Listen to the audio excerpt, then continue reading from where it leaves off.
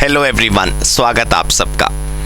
आज हम CMA foundation law का पहला चैप्टर करेंगे जिसका नाम है इंट्रोडक्शन। इसके अंदर सब्जेक्ट का इंट्रोडक्शन नहीं है, इसके अंदर लॉ का इंट्रोडक्शन है। चैप्टर का नाम सिर्फ इंट्रोडक्शन है, लेकिन उसके अंदर अगर आप जाएंगे तो आपको इंट्रोडक्शन टू लॉ दिखाई देगा।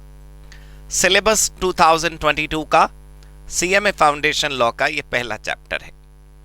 इसके अंदर टोटल 5 हिस्से आपको मिलेंगे। इन 5 हिस्सों में यह बताया गया है कि हिंदुस्तान में लॉ ऐतिहासिक रूप से कैसे कैसे बनता था, आजादी के बाद से क्या प्रोसेस अपनाया गया, कौन कौन से अदालतें हमारे भारत में हैं, out of the court settlement करने के कौन कौन से रास्ते हमारे पास हैं, कानून कितने प्रकार का होता है, एक प्राइमरी और एक सेकेंडरी, कानून बनाते वक्त किन चीजों को ध्यान में रखा जाता है, सोर्सेस ऑफ लॉ क्या होते हैं, ये आपको यहां पर बताया जाएगा। दोस्तों, वैसे तो मैं आपको एक बात बताऊं कि लॉ एक लौता ऐसा सब्जेक्ट है जो आज से पहले आपने कभी नहीं पढ़ा। आज जब आप सीएमए फाउंडेशन की पढ़ाई शुरू कर रहे हो तो आज से पहले आपने हो सकता है मैथ्स आपने पढ़ी हो, इकोनॉमिक्स आपने पढ़ा हो, अकाउंट्स आपने पढ़ा हो, लेकिन लॉ असंभव है कि आपने 12th तक पढ़ा हो। लेकिन लॉ बनाने में जिन संस्थाओं का रोल है, मुझे उम्मीद है कि आपने सोशल साइंसेस में उनको जरूर देखा होगा। वो बात अलग है कि हम स्कूल की बातें स्कूल में ही छोड़कर आगे बढ़ जाते हैं, हमें याद नहीं रहता। लेकिन ये सच है कि लोकसभा, राज्यसभा, प्रधानमंत्री, राष्ट्रपति, राज्यपाल, मुख्यमंत्री, सांसद, विधायक, राजनीति की ये कुछ बातें हमें स्कूलों में पढ़ाई गई थी। चलो मैं मान लेता हूं कि हमको कुछ भी नहीं याद, तो इतना तो हम जानते हैं ना कि लॉ क्या है। Law is a set of rules. भाई, लॉ नियमों का एक गट्ठर है, एक पुलिंदा है, एक किताब है जो सरकार के द्वारा बनाए जाते हैं और हम सब के द्वारा, जनता के द्वारा फॉलो करे जाते हैं। अगर पुराने जमाने की भाषा में बात करूं तो राजा ने बना दिया वो कानून और प्रजा ने मान लिया वो कानून। पुराने जमाने के राजा आज प्रधानमंत्री, राष्ट्रपति, मुख्यमंत्री, राज्यपाल हो गए और पुराने जमाने की प्रजा आज की जनता हो गई। तो फाउंडेशन में जब आप सीएमए के पहले पायदान पर आ चुके हैं तो लॉ के अंदर की सारी बातें आपको धीरे धीरे करके पता चलेंगी। हालांकि हिंदुस्तान में जितने हजारों कानून है वो सारे आपको नहीं पढ़ने। बहुत सारे प्रकार के कानून हमारे देश में, commercial law, criminal law, civil law, money laundering का लॉ, अलग अलग प्रकार के कानून हमारे देश में हैं। उनमें से केवल 3 छोटे छोटे चैप्टर आपके कोर्स में हैं। एक कॉन्ट्रैक्ट, एक सेल ऑफ गुड्स और एक नेगोशिएबल, बाकी तो कम्युनिकेशन है। तो आज जो हम चैप्टर कर रहे हैं दोस्तों, वो है सीएमए फाउंडेशन में लॉ का इंट्रोडक्शन, जिसमें मोटी मोटी 5 बातें आपको पढ़नी है। चैप्टर शुरू करने से पहले मैं एक मन की बात आपसे और कर लूं कि जब भी कोई हम नया सब्जेक्ट पढ़ते हैं, जैसे कि आज वाला हमारा पेपर है, तो उसको पढ़ते वक्त हमारा दिल करता है कि हम गहराई में और डूबते चले जाएं। बड़ा इंटरेस्टिंग है लोकसभा के बारे में समझना, राज्यसभा के बारे में समझना। कुछ लोगों का तो इंटरेस्ट भी बहुत होता है राजनीति में, कुछ लोगों के परिवार में बड़ा राजनीति का माहौल होता है। लेकिन दोस्तों, हमें रिसर्च नहीं करनी, हमें एनालिसिस नहीं करना। आपको पता होगा कि आपके पेपर में मल्टीपल चॉइस क्वेश्चंस आते हैं। 50 एमसीक्यू का पेपर है, 50 एमसीक्यू आएंगे लॉ में, 2-2 नंबर का एक होता है, कोई नेगेटिव मार्किंग नहीं होती, और हमें सही जवाब पे टिक करना है, सही जवाब पे गोला लगाना है। यस, कल को ऑनलाइन एग्जाम होने लगे आपका तो सही जवाब पे क्लिक करना है, बस, और कुछ नहीं है। तो सबसे पहले अपने मन के अंदर से ये बात निकालिए कि आपको लॉ पे कोई पीएचडी करनी है। लॉ एक सब्जेक्ट है 100 नंबर का, जिसमें कम्युनिकेशन भी है 20 नंबर की, तो 80 का ही लॉ बच गया। और उस 80 में भी 10 नंबर का ये चैप्टर है जो मैं आपके सामने लेकर आया हूं। 10 नंबर का मतलब हुआ 5 एमसीक्यूज बस। तो किसी भी चैप्टर का या किसी भी सब्जेक्ट का सम्मान उसकी वेटेज देखकर करना चाहिए। मेरी बात स्लिप मत करिएगा, मैं ये नहीं कह रहा हूं कि ज्ञान जरूरी नहीं है। मैं ये कह रहा हूं कि बच्चे भटक जाते हैं सीएमए जैसे प्रोफेशनल कोर्स में आके। उनको क्रेज होता है लर्निंग का, ज्ञान प्राप्त करने का। उनको लगता है ये भी सीख लें, वो भी सीख लें, वो भी सीख लें। जरूरी इतना है, लेकिन वो चाहते हैं इतना पढ़ लें। दोस्तों बी स्पेसिफिक। मैं कोई कट शॉर्ट समरी नहीं लाया। समरी लाया होता तो 5 मिनट आपके अब तक मैं क्यों खराब कर रहा होता, अब तक तो 2 पन्ने में आगे पढ़ा चुका होता। मेरा कहने का मतलब है रिलैक्स होके पढ़िए, धीरे धीरे पढ़िए, कोई हड़बड़ाहट नहीं करनी, कोई गड़बड़ाहट नहीं करनी, हमें रिलैक्स होके समझना है, डिटेल में समझना है, लेकिन उतना जितना इंस्टीट्यूट के मटेरियल में है। भाई सीएमए इंस्टीट्यूट ने आपको किताब दी ना, सीएमए इंस्टीट्यूट ने आपको स्टडी मटेरियल दिया है ना। भाई आप पे फिजिकल नहीं आया तो ऑनलाइन वेबसाइट पे तो है ना। क्यों है वो? क्योंकि पेपर उसी से बनना है। उसी की बातों को हमने अपने अंदाज में पिरो दिया है, उन्हीं की बातों को हमने अपने अंदाज में यहां रख दिया है। और आइए शुरू करते हैं CMA foundation law chapter 1 introduction to law. इसके बाद कॉन्ट्रैक्ट, सेल ऑफ गुड्स और नेगोशिएबल नाम से 3 कानून हमारे कोर्स में हैं। उन 3 कानूनों पर हमें अपना केंद्र रखना है, ध्यान रखना है। बाकी हिंदुस्तान में जितने कानून बनते चले जाते हैं और आज तक बने हुए हैं, हमें उन पर कोई ध्यान नहीं देना, हम वकालत करने नहीं बैठे। ठीक है दोस्तों, बाकी आपको कोई भी शक शुबा, दिक्कत, शिकायत हो, कोई मन में सवाल हो, आप मुझ तक पहुंचे, बहुत आसानी से आप मुझ तक पहुंच सकते हैं, मैं हमेशा आपके लिए उपलब्ध हूं। चलिए दोस्तों चैप्टर शुरू करते हैं। हमारा चैप्टर है CMA foundation law introduction. So these are the 5 topics that we have in this chapter. ये वो 5 चीजें हैं जो इस चैप्टर में आपको मिलेंगी। पहला है सोर्सेस ऑफ लॉ, दूसरा है legal system in India before independence, आजादी से जो पहले का सिस्टम था वो यहां पर आपको बताया जाएगा। पूरी इतिहास आपको बताया जाएगा कि एंशिएंट युग में क्या होता था, राजा महाराजा होते थे। फिर आपको बताया जाएगा मिडिवल पीरियड में क्या होने लगा, सल्तनत आने लगी, दिल्ली की मुगल बादशाहत हो गई। फिर उसके बाद बताया जाएगा आपको ब्रिटिश ईरा आया, ब्रिटिश एज आई, और उसके बाद इंडियन एज आई। इंडियन एज मतलब जब हिंदुस्तान आजाद हो गया तो उसके बाद हमने अपने सिस्टम स्थापित करने शुरू करे। तीसरा जो है दोस्तों लेजिस्लेटिव प्रोसेस इन इंडिया, मतलब आजादी के बाद हमने भारत में कानून बनाने का प्रोसेस क्या अपनाया। लेजिस्लेटिव प्रोसेस मतलब कानून बनाने की प्रक्रिया। उसके बाद कोर्ट सिस्टम, भारत में अदालतें कौन कौन सी हैं, डिस्प्यूट रिड्रेसल कैसे होता है, डिस्प्यूट रिजॉल्व कैसे होते हैं, और प्राइमरी और सबऑर्डिनेट लेजिस्लेशन क्या होता है। वैसे मैं चाहता था कि ये किताब में, इंस्टीट्यूट की बुक में सबसे आखिरी में है, मेरी नजर में ये सबसे पहले होना चाहिए था, लेकिन कोई बात नहीं, जहां पर रखा है वहीं पर हम तो जो आ गया महाराज वाले जोन में रहते हैं, जैसा कलकत्ता कहेगा हम तो वैसे कर लेंगे, हमको क्या प्रॉब्लम है। तो कुल मिलाकर दोस्तों ये 5 चीजें हमारे कोर्स में हैं इस चैप्टर 1 में, जो कि 10 नंबर का है। याद रखिएगा प्लीज कि प्रेजेंस ऑफ माइंड जरूरी होती है ऑब्जेक्टिव क्वेश्चंस करने के लिए। ऑब्जेक्टिव क्वेश्चंस की प्रैक्टिस भले ही मैं आपको करवा दूंगा, लेकिन ऑब्जेक्टिव क्वेश्चंस की प्रैक्टिस करने के लिए कोई विशेष काम नहीं करना होता आपको। ये नॉर्मल मेरी जो क्लास है, जो मेरे नोट्स हैं, बस आप इनको करते जाइए। जो भी ऑब्जेक्टिव क्वेश्चन बनकर आएगा इन्हीं में से तो आएगा। अगर आपने ये कर लिया दोस्तों तो फिर आपने सब कुछ कर लिया। अगर आपने ये समझ लिया तो फिर आपने सब कुछ समझ लिया, कोई घबराहट की बात नहीं होगी। लॉ से लोगों को बड़ा डर लगता है, लेकिन मैं साबित कर दूंगा कि लॉ से आपको मोहब्बत होने लगेगी। आइए दोस्तों, ये 5 चीजें क्लियर हो गई। ये 5 चीजों में से एक एक करके हम अपना पढ़ाई शुरू करते हैं। सबसे पहला सोर्सेस ऑफ लॉ से हम शुरू कर रहे हैं। This is part 1। आइए, मैंने पहला टॉपिक चुना है सोर्स ऑफ लॉ पढ़ाने से पहले, व्हाट इज लॉ। इकोनॉमिक्स की तरह हमारे पास कई सारी परिभाषाएं नहीं है कि साहब सैमुअल्सन ने अलग परिभाषा दी, एसी पीगो ने अलग परिभाषा दी, मार्शल ने अलग परिभाषा दी, जेएम कीन्स ने अलग परिभाषा दी। हमारे यहाँ तो एक मासूम सी परिभाषा है, राजा का बोला हुआ वचन और प्रजा के द्वारा माना जाने वाला वचन कानून होता है। राजा ने कह दिया, प्रजा ने मान लिया, बस हम उसी को कानून कहते हैं। कानून क्या है दोस्तों? नियमों की एक किताब है। और नियम किसने बनाए? जिसके पास अथॉरिटी थी उसने बनाए। उसने नियम बनाए और हमने अपनाए। वो नियम बनाता गया, हम उसे मानते गए, और वो नियम बनते बनते एक मोटी किताब में कंपाइलेशन हो गया, जिसको आज हम लॉ कहते हैं। सोचो दोस्तों, अगर कानून ना हो तो हर आदमी अपनी चलाएगा। कोई आदमी लाल बत्ती पर क्यों रुकेगा? वो आदमी कहेगा भाई मेरे को तो अस्पताल जाना है, देरी हो रही है, मुझे जाने दो। कोई आदमी मान लो बंदूक खरीदे उसकी टेस्टिंग करने के लिए ही 2-4 लोगों पर चला दे। वो कह रहा जी वस्तु मेरी है, मेरी मर्जी, मैं कैसी चलाऊं। तो साहब तुम बंदूक चला दोगे क्या? किसी आदमी को लग रहा है कि मेरा घर छोटा है, थोड़ा जरा आधा इंची आगे बढ़ा लेता हूं, तो कोई भी आदमी धीरे धीरे खिसका खिसका के अपना घर आगे बना लेगा।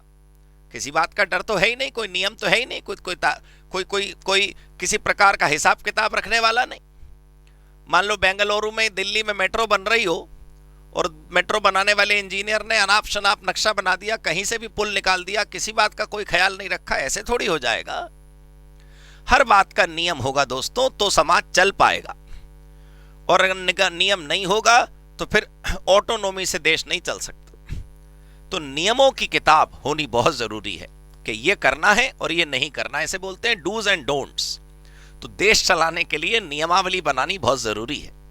तो यदि आप सिंपल भाषा में डेफिनेशन देखो तो ये HLA हार्ट ने बहुत सिंपल और बहुत प्यारी परिभाषा दी है कानून की। Law is a set of rules for the society, bracket में लिखा है। परिभाषा बस इतनी है। ऐसा नहीं है कि आप फाउंडेशन में, इसलिए मैं आपके लिए कोई आसान परिभाषा ढूंढ के लाया हूं, आप मुझे बता दो इसमें गलत क्या है। सच में law is a set of rules, बात खत्म। नियमों का गट्ठर, नियमों का पुलिंदा कानून होता है। जो मैं बार बार कह रहा हूं, बनाने वाला कोई अथॉरिटेटिव इंसान होता है या ग्रुप होता है या इंस्टीट्यूशन होता है, ऑर्गेनाइजेशन होती है या गवर्नमेंट होती है, और फॉलो करने वाली आम जनता होती है। तो समझ आया आपको कि लॉ की डेफिनेशन CMA फाउंडेशन की किताब में बड़ी आसान दी है HLA हार्ट के द्वारा। Law is a set of rules. ये रूल्स जो हैं उनके सोर्सेस क्या हैं, हमें कहां कहां से पता चलता है कि हमारे डूज एंड डोंट्स क्या हैं। भाई अभी हमने सीखा कि लॉ क्या है, सेट ऑफ रूल्स। और लॉ में हमें कुछ करना है और कुछ नहीं करना है। कुछ हमारे लिए करने लायक है और कुछ हमारे लिए नहीं करने लायक है। कुछ करने के लिए हमें कहा गया है कि ये करो, लाइसेंस लो, फिर गाड़ी चलाना। और कुछ कुछ करने के लिए हमें मना करा गया है, लाल बत्ती पार नहीं करनी है जब तक लाल बत्ती है। तो कुछ कुछ डूज एंड डोंट्स हैं, कुछ नियम हैं। वो कहां से हमें पता चलते हैं, सोर्स क्या है कानून को समझने का? ये 3 सोर्सेस लिखे हैं। पहला स्टैट्यू, मतलब स्टैट्यूस कानून, केस लॉ और पर्सनल लॉ, और तीसरा ऑर्डिनेंसेस। इन तीनों के ऊपर अभी आराम से डिटेल चर्चा आने वाली है, बेफिक्र रहिए। इन तीनों के ऊपर गंभीर चर्चा अभी हमें दिखेगी। अच्छा खासा कॉन्सेप्ट की लंबाई हमें नजर आएगी, अभी आप देखिएगा। ये तीनों प्रकार की चीजें हमें बताती हैं। ये जो स्टैच्यू शब्द है ना, आपने एक शब्द सुना होगा स्टैच्यूटरी। बच्चों के कई खिलौनों पर लिखा रहता है statutory warning not for below 3 years. 3 साल से बच्चों के लिए ये खिलौना नहीं, आप पढ़िएगा उस पर लिखा है स्टैच्यूटरी वार्निंग। जितने भी टोबैको प्रोडक्ट्स हैं, सिगरेट हुआ, तंबाकू हुआ, पान मसाला हुआ, उस पर लिखा रहता है statutory warning, can cause cancer, not for minors. तो स्टैच्यूटरी मतलब वैधानिक चेतावनी। स्टैच्यूटरी वार्निंग होती है तो उसको हिंदी में बोलते हैं वैधानिक चेतावनी। तो ये जो स्टैच्यूटरी शब्द है, ये स्टैट्यू से ही तो बना है। कानून स्टैट्यू, स्टैच्यूटरी कानूनन। Preceding and proceeding the adoption of the constitution of India. संविधान बनने से पहले मतलब प्रीसीडिंग, और संविधान बनने के बाद मतलब प्रोसीडिंग। भाई प्रीसीडिंग मतलब बिफोर और प्रोसीडिंग मतलब आफ्टर। संविधान बनने से पहले और संविधान बनने के बाद। संविधान के बनने से पहले और संविधान के बनने के बाद प्रीसीडिंग और proceeding the adoption of constitution of India. संविधान के बनने और से पहले और बनने के बाद दोनों समय कानून थे हमारे देश में। भाई जब संविधान 1950 में बना तो हम आजाद हो चुके थे, लेकिन जब हम आजाद हुए उससे पहले भी तो ब्रिटिश सरकार थी। हम कह रहे हमारी नहीं थी, किसी की तो थी। उस जमाने में भी तो चोरियां हो सकती होंगी, उस जमाने में भी तो हत्याएं हो सकती होंगी, उस जमाने में भी तो कोई गलत काम हो सकता होगा, उस जमाने में भी तो कोई पुलिस और जज होता होगा ना, उस जमाने में भी कोई व्यवस्था रही होगी।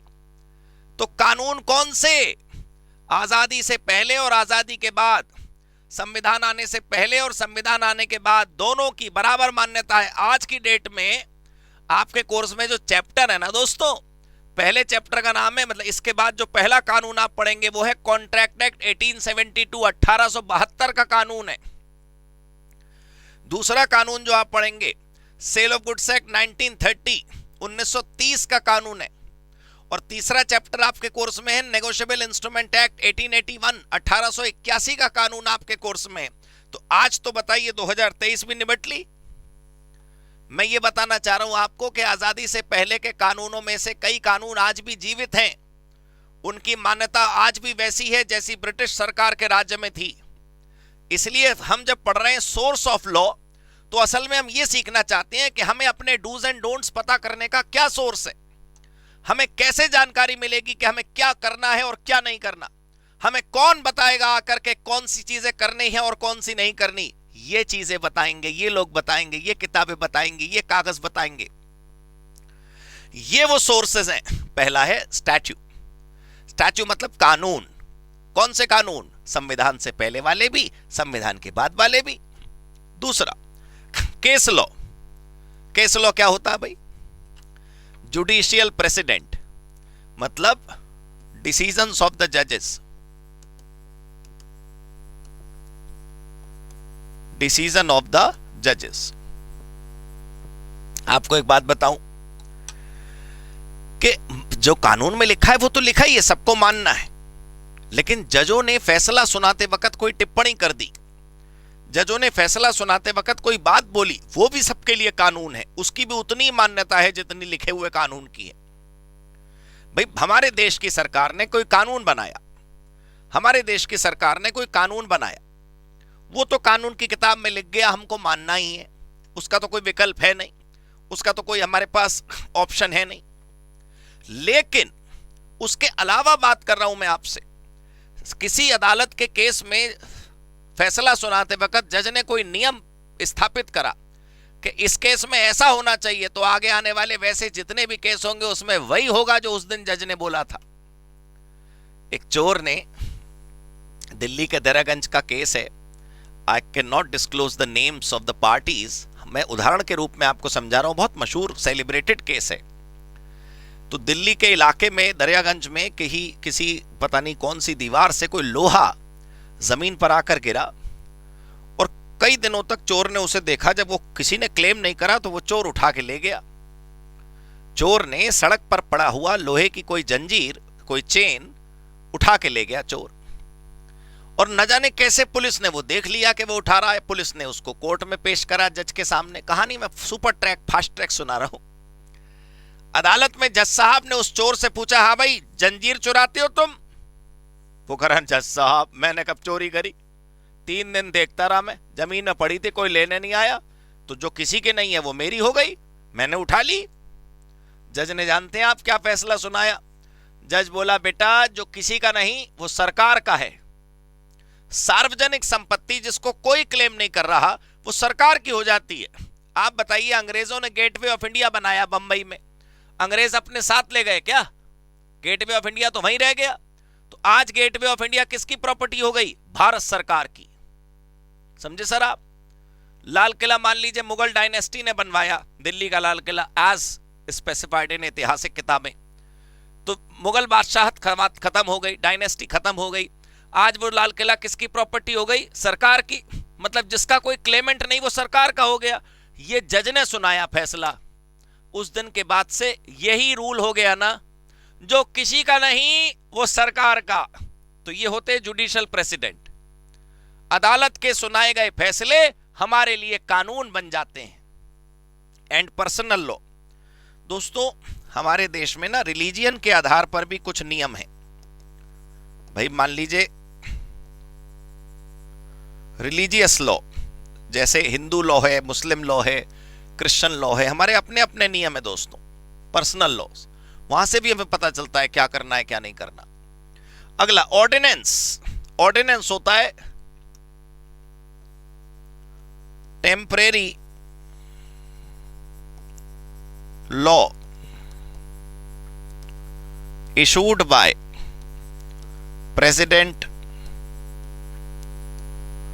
मतलब मान लीजिए कानून बनाने का जो पूरा प्रोसेस है उसमें समय लगता है, और अचानक से कोई ऐसी परिस्थिति आ गई जिसमें कानून को बदलने की जरूरत है या कोई नया कानून लाने की जरूरत है। मान लो कोई ऐसी परिस्थिति आ गई जिसमें कानून को बदलने की जरूरत है या फिर पुराना कानून हटा के नया लाने की जरूरत है, और संसद भवन अभी बैठ नहीं सकता, कानून बनाने का प्रोसेस अभी फॉलो नहीं हो सकता, अभी संसद में ब्रेक चल रहा है, और इतने लंबे समय तक हम इंतजार नहीं कर सकते कि हम 1 महीना वेट करें। तो फिर हमें क्या करना चाहिए? माननीय राष्ट्रपति एक आदेश जारी करेंगे, हिंदी में उसे बोलते हैं अध्यादेश, अंग्रेजी में हम उसे बोलते हैं ऑर्डिनेंस। मैक्सिमम 6 महीनों तक के लिए ये टेम्परेरी कानून लाया जा सकता है, फिर 6 महीने के बाद जो नॉर्मल प्रोसेस कानून बनाने का है वो फॉलो करना होता है। टेम्परेरी समय को बचाने के लिए, टेम्परेरी परेशानी का हल निकालने के लिए, कोई मसला सॉल्व करने के लिए हम ऐसा कर सकते हैं दोस्तों। तो कुल मिलाकर हमारे पास ये 3 सोर्सेस हो गए कानून के। इनके बारे में और गहराई से थोड़ा बहुत समझ लेते हैं। वैसे तो मैंने मोटा मोटा आपको सब कुछ बता दिया, लेकिन फिर भी जरा देखते हैं कि स्टैच्यू के बारे में हमारे नोट्स में और क्या क्या है। स्टैच्यू मतलब कानून, आर इनेक्टेड मतलब बनाए जाते हैं by the parliament and state legislature. इनका मतलब समझते हो आप? ये जो दोस्तों पार्लियामेंट है इसको हम हिंदी में बोलते हैं संसद, और स्टेट लेजिस्लेचर को हिंदी में बोलते हैं हम विधानसभा। भाई अगर आपको अंग्रेजी में ही समझ आ रहा है तो बहुत अच्छी बात है, आप हिंदी में लिखा हुआ इग्नोर कर दीजिए। In English we call it parliament, and for states we have state assembly called Vidhan Sabha. Mentioned in the 7th schedule of the Constitution of India. India का जो कॉन्स्टिट्यूशन है उसके 7th शेड्यूल में लिखा है कि हमारे देश में जो पार्लियामेंट है वो भी कानून बनाती है, और जो राज्यों के अंदर अपनी अपनी विधानसभाएं हैं वो भी कानून बनाती हैं। आपको पता है दोस्तों, हमारे देश में 28 राज्य हैं आज की तारीख में। पहले 29 थे, जम्मू कश्मीर राज्य नहीं रहा, अब 28 हमारे पास राज्य हैं। 28 राज्यों की अपनी अपनी विधानसभाएं हैं, 28 राज्यों के अपने अपने स्टेट असेंबलीज हैं। वो जो कानून बनाते हैं वो अपने इलाके में ही लागू होता है। उत्तर प्रदेश विधानसभा जो लखनऊ में है वो सिर्फ उत्तर प्रदेश के लिए कानून बना सकती है, और दिल्ली में जो माननीय संसद है, नया नया संसद भवन का उद्घाटन हुआ है आप जानते होंगे, तो दिल्ली का जो संसद भवन है उस संसद भवन को हक है कि वो जो कानून बनाएगा वो पूरे देश में लागू होगा। तो ये कानून बनाने वाली संस्था है। लेकिन हमारे संविधान के अंदर एक और बंटवारा करा गया है, शक्तियों का बंटवारा। कहीं ऐसा ना हो जाए कि झगड़ा होने लगे संसद के बनाए हुए कानून में और राज्य का जो अपना विधानसभा है उसके बनाए हुए कानून में। भाई ऐसा भी तो कभी हो सकता है कि पार्लियामेंट ने बनाया लॉ और स्टेट असेंबली ने, विधानसभा ने बनाया लॉ, वो दोनों क्लैश हो गए। विशेष रूप से जब केंद्र में किसी की सरकार हो और राज्य में किसी और की सरकार हो तो यह क्लेश और बढ़ जाता है।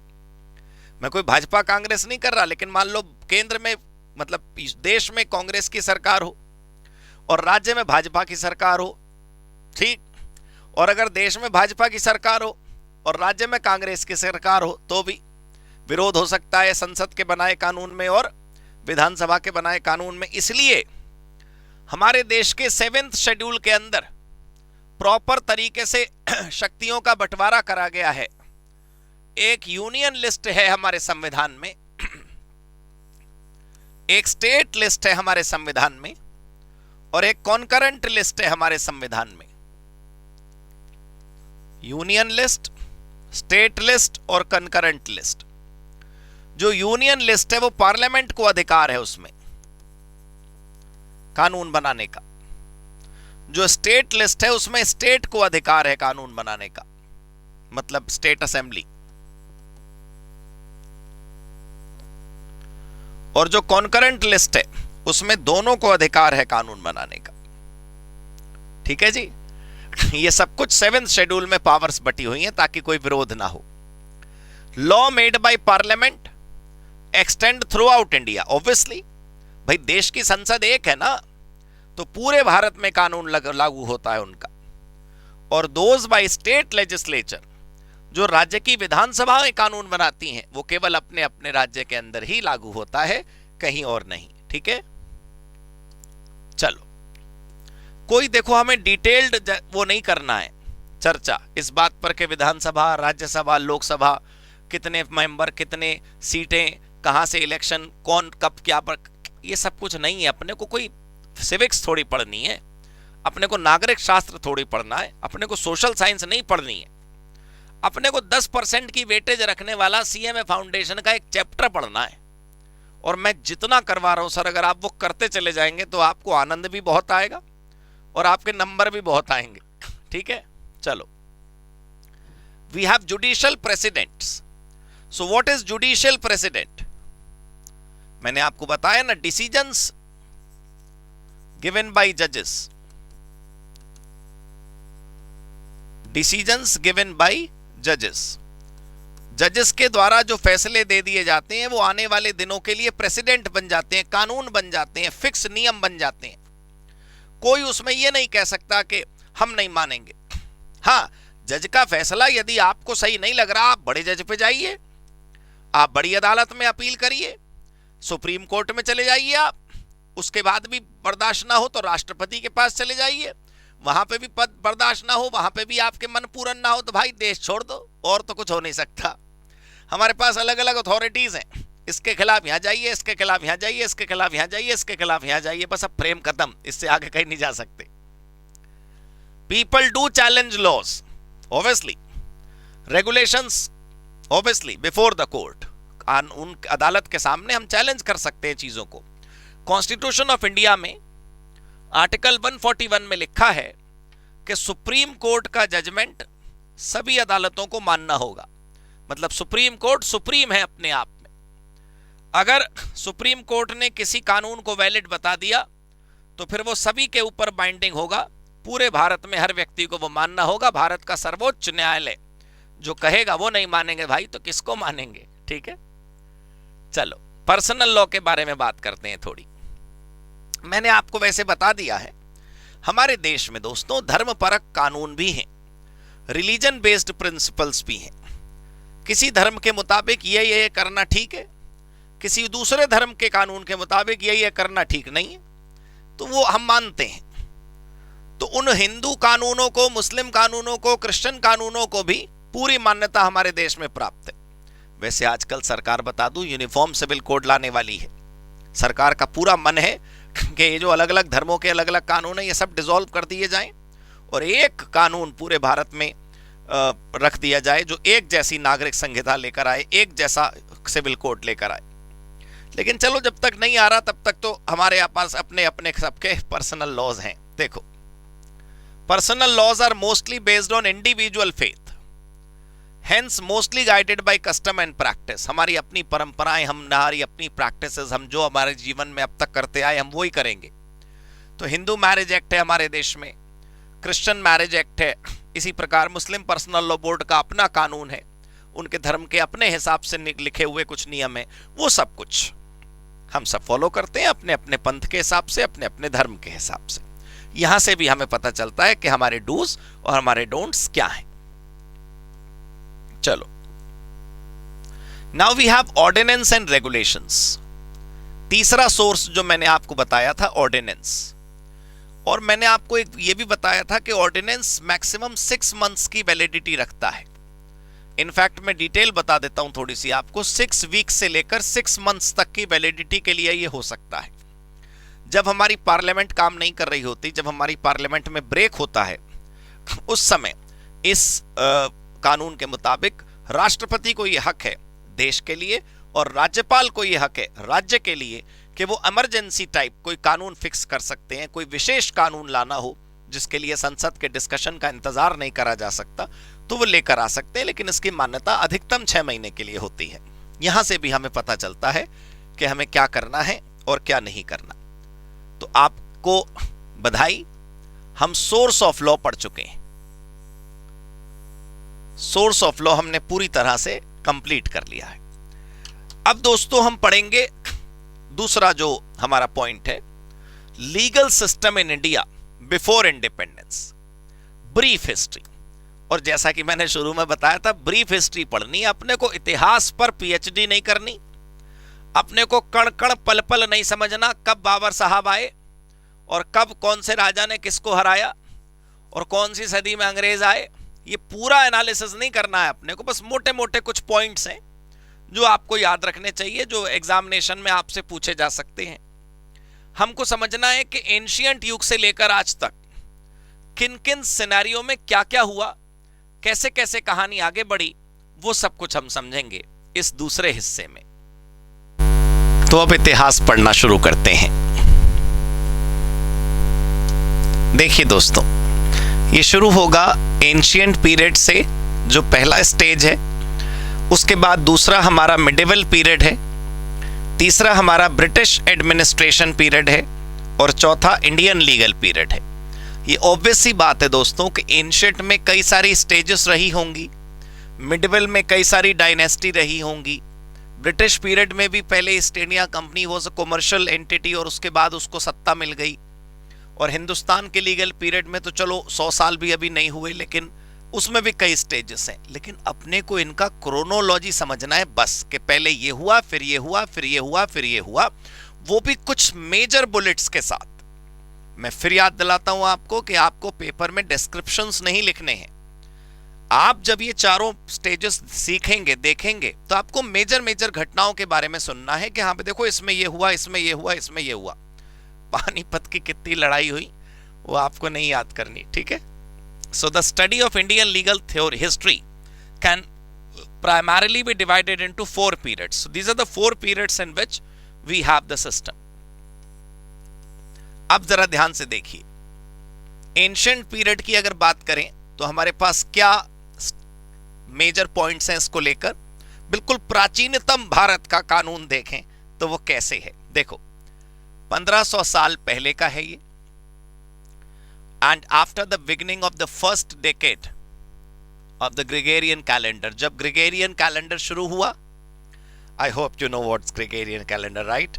ग्रेगोरियन कैलेंडर जब शुरू हुआ उसके 10 साल बाद, फर्स्ट डेकेड पूरा होने के बाद, उस समय का ये हम बात कर रहे हैं। अलग अलग किंग्स अपने अपने टेरिटरीज में थे, अलग अलग राजाओं का अपना अपना किंगडम था। तो जब वो कानून बनाते थे अपने अपने, तो ये कॉमन सेंस की बात है कि वो अपने अपने कानून जब बनाते थे तो अपने अपने इलाके में ही तो लगाएंगे यार। राजा अपने राज्य में ही तो कानून बना पाएगा, वो दूसरे राज्य में घुस के कानून कैसे बना लेगा और कैसे लागू करवा देगा, ये तो सोचने वाली बात है ना, ठीक है।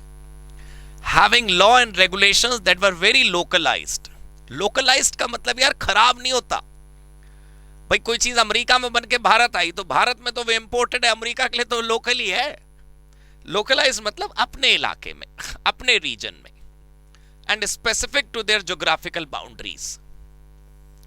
तो अपनी ज्योग्राफिकल बाउंड्रीज के हिसाब से ही वो कानून की एप्लीकेबिलिटी होती थी। और ये कॉमन सेंस से समझने वाली चीज है कि जिस भाई मथुरा का राजा, उत्तर प्रदेश तो बाद में बना, पहले तो मथुरा था, काशी काशी था, तो सपोज करिए काशी का राजा जो कानून बनाएगा वो काशी में ही तो लागू होगा। पुरी जगन्नाथ शहर में, पुरी शहर का जो राजा होगा वो पुरी के अंदर ही तो कानून बना पाएगा। कश्मीर का राजा कन्याकुमारी का कानून कैसे बना लेगा? तो अपना अपना लोकलाइज्ड इलाके के ही वो लोग कानून बनाते थे। हाँ, कुछ चीजें ऐसी हैं जैसे वेद, स्मृति, फॉर एग्जाम्पल मनुस्मृति, उपनिषद, और वो क्या कहते हैं चाणक्य के द्वारा लिखा हुआ अर्थशास्त्र, ये कॉमन चीजें थी जो सब लोग फॉलो करते थे।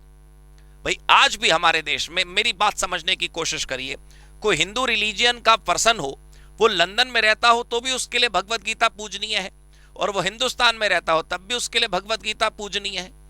होली कुरान, होली बाइबल, होली रामायण, अपने अपने धर्म ग्रंथ जो हैं वो अपने अपने लिए तो सर्वोपरि है ना। हम कहीं रहें दुनिया के किसी भी कोने में, तो जो उपनिषद हैं, वेद हैं, पुराण हैं, जो हमारे होली स्क्रिप्चर्स हैं, वो तो सबके लिए कॉमन है ना, वो तो सब फॉलो करते हैं ना, उसमें क्या अलग अलग होगा। तो कहने का मतलब ये है कि वैसे सब कुछ अलग अलग कानून और अलग अलग राजाओं के, लेकिन उनकी सोल, वो धर्म ग्रंथ जो हमारे लगते हैं हमारे अपने हिसाब से, वो तो सबके कॉमन ही होते हैं।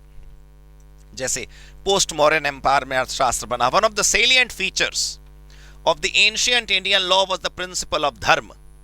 प्राचीन भारत के सभी कानून का मुख्य प्रिंसिपल होता था धर्म, राइटियसनेस एंड ड्यूटी, अपने कर्तव्यों से न हटना, अपने धर्म से न हटना, सही और गलत के ज्ञान के अनुसार ही कार्य करना, राइट। धर्म is the guiding principal. Clear हो गई बात दोस्तों? Very nice. सो ये पता है क्या है अगले पेज पे? प्राचीन भारत के जो अदालतें होती थी उनके नाम यहां पर आपको देखने को मिलेंगे। They very interesting. प्राचीन भारत की अदालतों के नाम बिल्कुल प्योर हिंदी में आपको नजर आएंगे, लेकिन मैंने उनका इंग्लिश वर्जन आपके सामने लिख दिया है। देखिए दोस्तों, अदालतें कौन कौन सी हैं? द कुल, द श्रेणी, द गण, अधिकृत, शशिता, नृप। ये देख लीजिए, पहला क्या है? फैमिली का अपना ग्रुप, फैमिली का काउंसिल, पारिवारिक झगड़ों को निपटाने के लिए। श्रेणी, व्यापारिक झगड़ों को निपटाने के लिए। गण, गांव की पंचायत। अधिकृत, राजा के द्वारा अपॉइंट करा गया कोर्ट। शशिता, राजा का दरबार। और नृप, राजा स्वयं। राजा स्वयं भी तो कानून है, उसके मुख से निकले शब्द राजाज्ञा हो कहलाते हैं, चार्टर कहलाते हैं। बड़े बड़े प्राचीन ग्रंथ कहते हैं कि राजा ईश्वर का स्वरूप होता है और प्रजा उसके पुत्र और पुत्रियां होते हैं। जो राजा ने कहा वो हम सबको मान्य होता है, क्योंकि वो हमारा ईश्वर है। उसने जो कहा वो हमारे लिए कानून है। तो ये पांचों प्रकार के, छठों प्रकार के जजेस का सिस्टम एंशिएंट इंडिया में होता था। तो आपने देखा, एक एंशिएंट पीरियड के बारे में अपने को समझना था, एक मिडिवल पीरियड के बारे में, एक ब्रिटिश एडमिनिस्ट्रेशन के बारे में, और पोस्ट इंडिपेंडेंस का जो भारत है उसके बारे में। तो ये पहली जो कैटेगरी थी मेरे हिसाब से वो पूरी हुई। अब हम मिडिवल पीरियड की बात करते हैं। मिडिवल पीरियड में क्या क्या, कब कब, कैसे कैसे हुआ। ठीक है दोस्तों, आइए। Now it begins around the 12th century. 12th century में ये प्रारंभ हुआ। Majorly influenced by foreign invasion, दूसरे देशों से आक्रांता हमारे भारत में आए, इन्वेडर्स हमारे भारत में आए। अब उनका दोस्तों उद्देश्य कुछ भी रहा हो, लेकिन वो भारत आए अपना, क्या कहते हैं उसे, काम बनाने के लिए, और वो हमारा काम बिगाड़ कर चले गए। जैसा भी हुआ, जो भी हुआ, अपने को विवादों वाली बातें नहीं करनी दोस्तों। हम क्लास में बैठे हैं, हमें कोई इसके बारे में नहीं पढ़ना कि कौन कहां से आया और क्यों आया और क्या गलत कर गया। बस हमारे देश में बाहर से लोग आए, यहां व्यापार करने के उद्देश्य से आए, कभी आक्रमण करने के उद्देश्य से आए, कभी अपना साम्राज्य स्थापित करने के उद्देश्य से आए, जिसका नुकसान हम सब ने कलेक्टिवली झेला। तो जब वो आए दूसरे देशों से, तो अपना जस्टिस का सिस्टम, अपना कानून का सिस्टम वो साथ लेकर आए। यहां लिखा है कि 12th सेंचुरी में मोहम्मद गौरी ने पृथ्वीराज चौहान को हराया। टरेन की 1192 एडी में जो लड़ाई हुई, और उसके बाद कुतुबुद्दीन ऐबक हमारे सल्तनत का राजा बना। और फिर उसके बाद जो जो जो जो जो जो होता चला गया, वो सब कुछ इन्वेजन के बाद का सीन है। भाई आप मुझे बताइए, दूसरे देश से बाबर आया, दूसरे देश से मोहम्मद गौरी आया, दूसरे देश से अंग्रेज आ गए, तो ये सारे लोग जब जहां से भी आए वहां का सिस्टम साथ लेकर आए ना। ये अपनी अपनी मान्यताएं, अपने अपने विचार, अपनी अपनी परंपराएं, अपनी अपनी बातें यहां पर बसा के चले गए ना। वो आज रहे कि नहीं रहे वो एक अलग मसला है, लेकिन जब व्यक्ति चलता है तो उसके साथ संस्कृति चलती है। आप मुझे बता दीजिए, अगर आप उत्तर प्रदेश के और आप महाराष्ट्र में जाके बसते हैं तो उत्तर प्रदेश की परंपराएं फॉलो बिल्कुल होंगी महाराष्ट्र में भी, और अगर आप कश्मीर के हैं और आप कन्याकुमारी में बस जाते हैं तो कश्मीर की परंपराएं जरूर वहां फॉलो होंगी। व्यक्ति जहां, उसका व्यवहार वहां। यही लिखा है यहां पर, आप देखिए।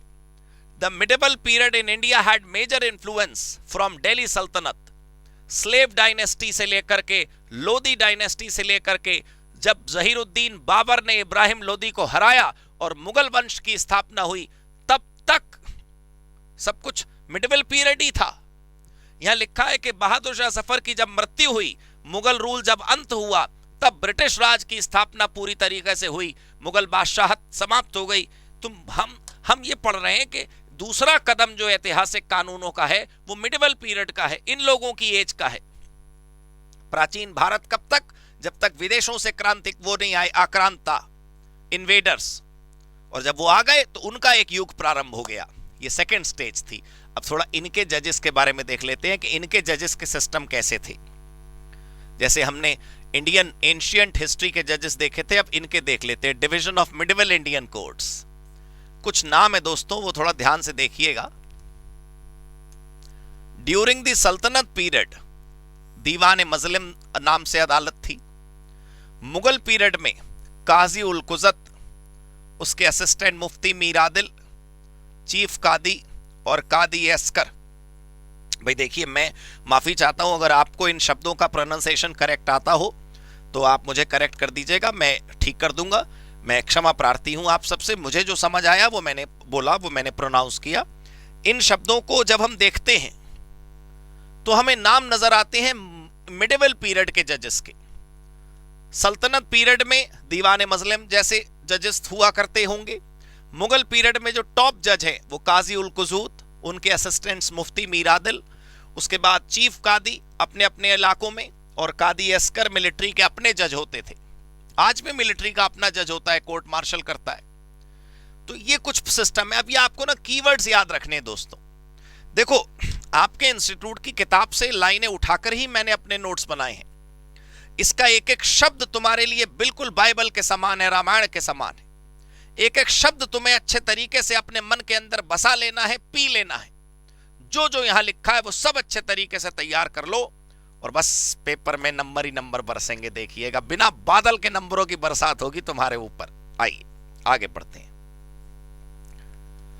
अब ब्रिटिश एडमिनिस्ट्रेशन पीरियड देख लेते हैं। स्लाइड 1 मतलब 2 पेजेस में होगा, इसलिए पहला हिस्सा आपको यहां पर नजर आ रहा है। ब्रिटिश एडमिनिस्ट्रेशन पीरियड की खास बातें हैं। It lasted for around 200 years. लगभग 200 साल तक ब्रिटिश राज हमारे हिंदुस्तान पे चला। हमारे देश में वैसे तो देखो पोर्तुगीज भी आए, पुर्तगाल देश से, ब्रिटिशर्स आए, डेन्स आए, डच आए, फ्रेंच आए, ये सब आए। लेकिन इन सब में English people succeeded to establish their ventures and their control in India. वो सफल हुए अपने स्ट्रैटेजी में। The East India Company enjoyed more than trade rights. शुरुआत में तो वो व्यापार करने आई थी, लेकिन धीरे धीरे उसको कानून अधिकार मिल गए। कैसे? ये देखो आप, क्वीन एलिजाबेथ के द्वारा साइन करे गए चार्टर की वजह से लेजिस्लेटिव अधिकार प्राप्त हो गए ईस्ट इंडिया कंपनी को। ईस्ट इंडिया कंपनी को कानून का अधिकार प्राप्त हो गया, ब्रिटिश आर्मी का सपोर्ट प्राप्त हो गया, और हिंदुस्तान के अलग अलग राज्यों में राज करने वाले राजाओं की धीरे धीरे हार होती रही। और उसके बाद the Britishers over a period of time exercise these powers to set up institutions. और भाई जैसे एक के बाद एक टेरिटरी ब्रिटिशर्स हथियाने लगे, धीरे धीरे उनका राज होने लगा, तो फिर उन्हें यह भी तो तय करना था ना कि देश के अंदर जो जनता है उसके मध्य के जो झगड़े हैं वो कैसे सुलझाए जाएंगे। भाई आम जनता भी तो आपस में लड़ाई करती है, आम जनता के भी तो बीच में युद्ध होते हैं, डिस्प्यूट्स होते हैं, क्लैशेस होते हैं। उनको सॉल्व करने के लिए अंग्रेज सरकार ने भी अपने इंस्टीट्यूशंस बनाना शुरू करा, उन्होंने भी अपने ऑर्गेनाइजेशन स्थापित करना शुरू करा। आइए देखिए, द ब्रिटिश एडमिनिस्ट्रेटिव पीरियड, आगे बात करते हैं। East India Company turned from an entity interested in revenue. शुरुआत में वो केवल रेवेन्यू में इंटरेस्टेड थी, to administrative and political influence over the region, और इसका कंट्रोल और भी तेज हो गया बैटल ऑफ प्लासी इन 1757 के बाद। और जब उसको बंगाल में दीवानी अधिकार प्राप्त हो गए, धीरे धीरे अंग्रेज सरकार इसको कानून पर कानून बनाने का अधिकार देती गई। In this process of acquiring territories after territories, the need for resolution of disputes also arose. और इसलिए ब्रिटिश लीगल सिस्टम उन्होंने लागू करा। ये देखो आप, अंग्रेजों की बनाई हुई अदालतों में कुछ मुख्य मुख्य काम उन्होंने करे, कुछ मुख्य मुख्य चीजें उन्होंने करी। देखो 1726 में मेयर कोर्ट बनाया गया। वॉरेन हेस्टिंग्स ने जुडिशियल सिस्टम लेकर आया, आज जिसको हम अदालत बोलते हैं। हाई कोर्ट्स बनाए गए, और ध्यान से सुनना, ये अच्छी बात बताने जा रहा हूं आपको। कलकत्ता, मैड्रास और बॉम्बे, तीनों शहरों में सुप्रीम कोर्ट्स थे। इन तीनों सुप्रीम कोर्ट्स को खत्म करके तीनों जगह हाई कोर्ट बनाए गए और अलग सुप्रीम कोर्ट बनाया गया। ये इनको प्रेसिडेंसी टाउन्स बोलते हैं, क्या बोलते हैं, प्रेसिडेंसी टाउन। और 1935 में गवर्नमेंट ऑफ इंडिया का कानून लाया गया। 1935 में फेडरल सिस्टम लाया गया। ब्रिटिश सरकार ने प्रॉपर सरकार की स्थापना करी, ब्रिटिश जजेस आए, ब्रिटिश अदालतें आई, और यह है इंडियन लीगल पीरियड 1950 से आज तक का। जब 26 जनवरी 1950 को भारत का संविधान लागू हुआ तो एक बड़ा परिवर्तन यह हुआ दोस्तों कि ब्रिटिश राज के सारे सिस्टम समाप्त कर दिए गए। वहां लंदन में बैठी हुई एक अदालत थी जो टॉप कोर्ट मानी जाती थी, उसके अधिकार समाप्त कर दिए गए और हिंदुस्तान में सुप्रीम कोर्ट ने काम करना शुरू करा। देखिए दोस्तों,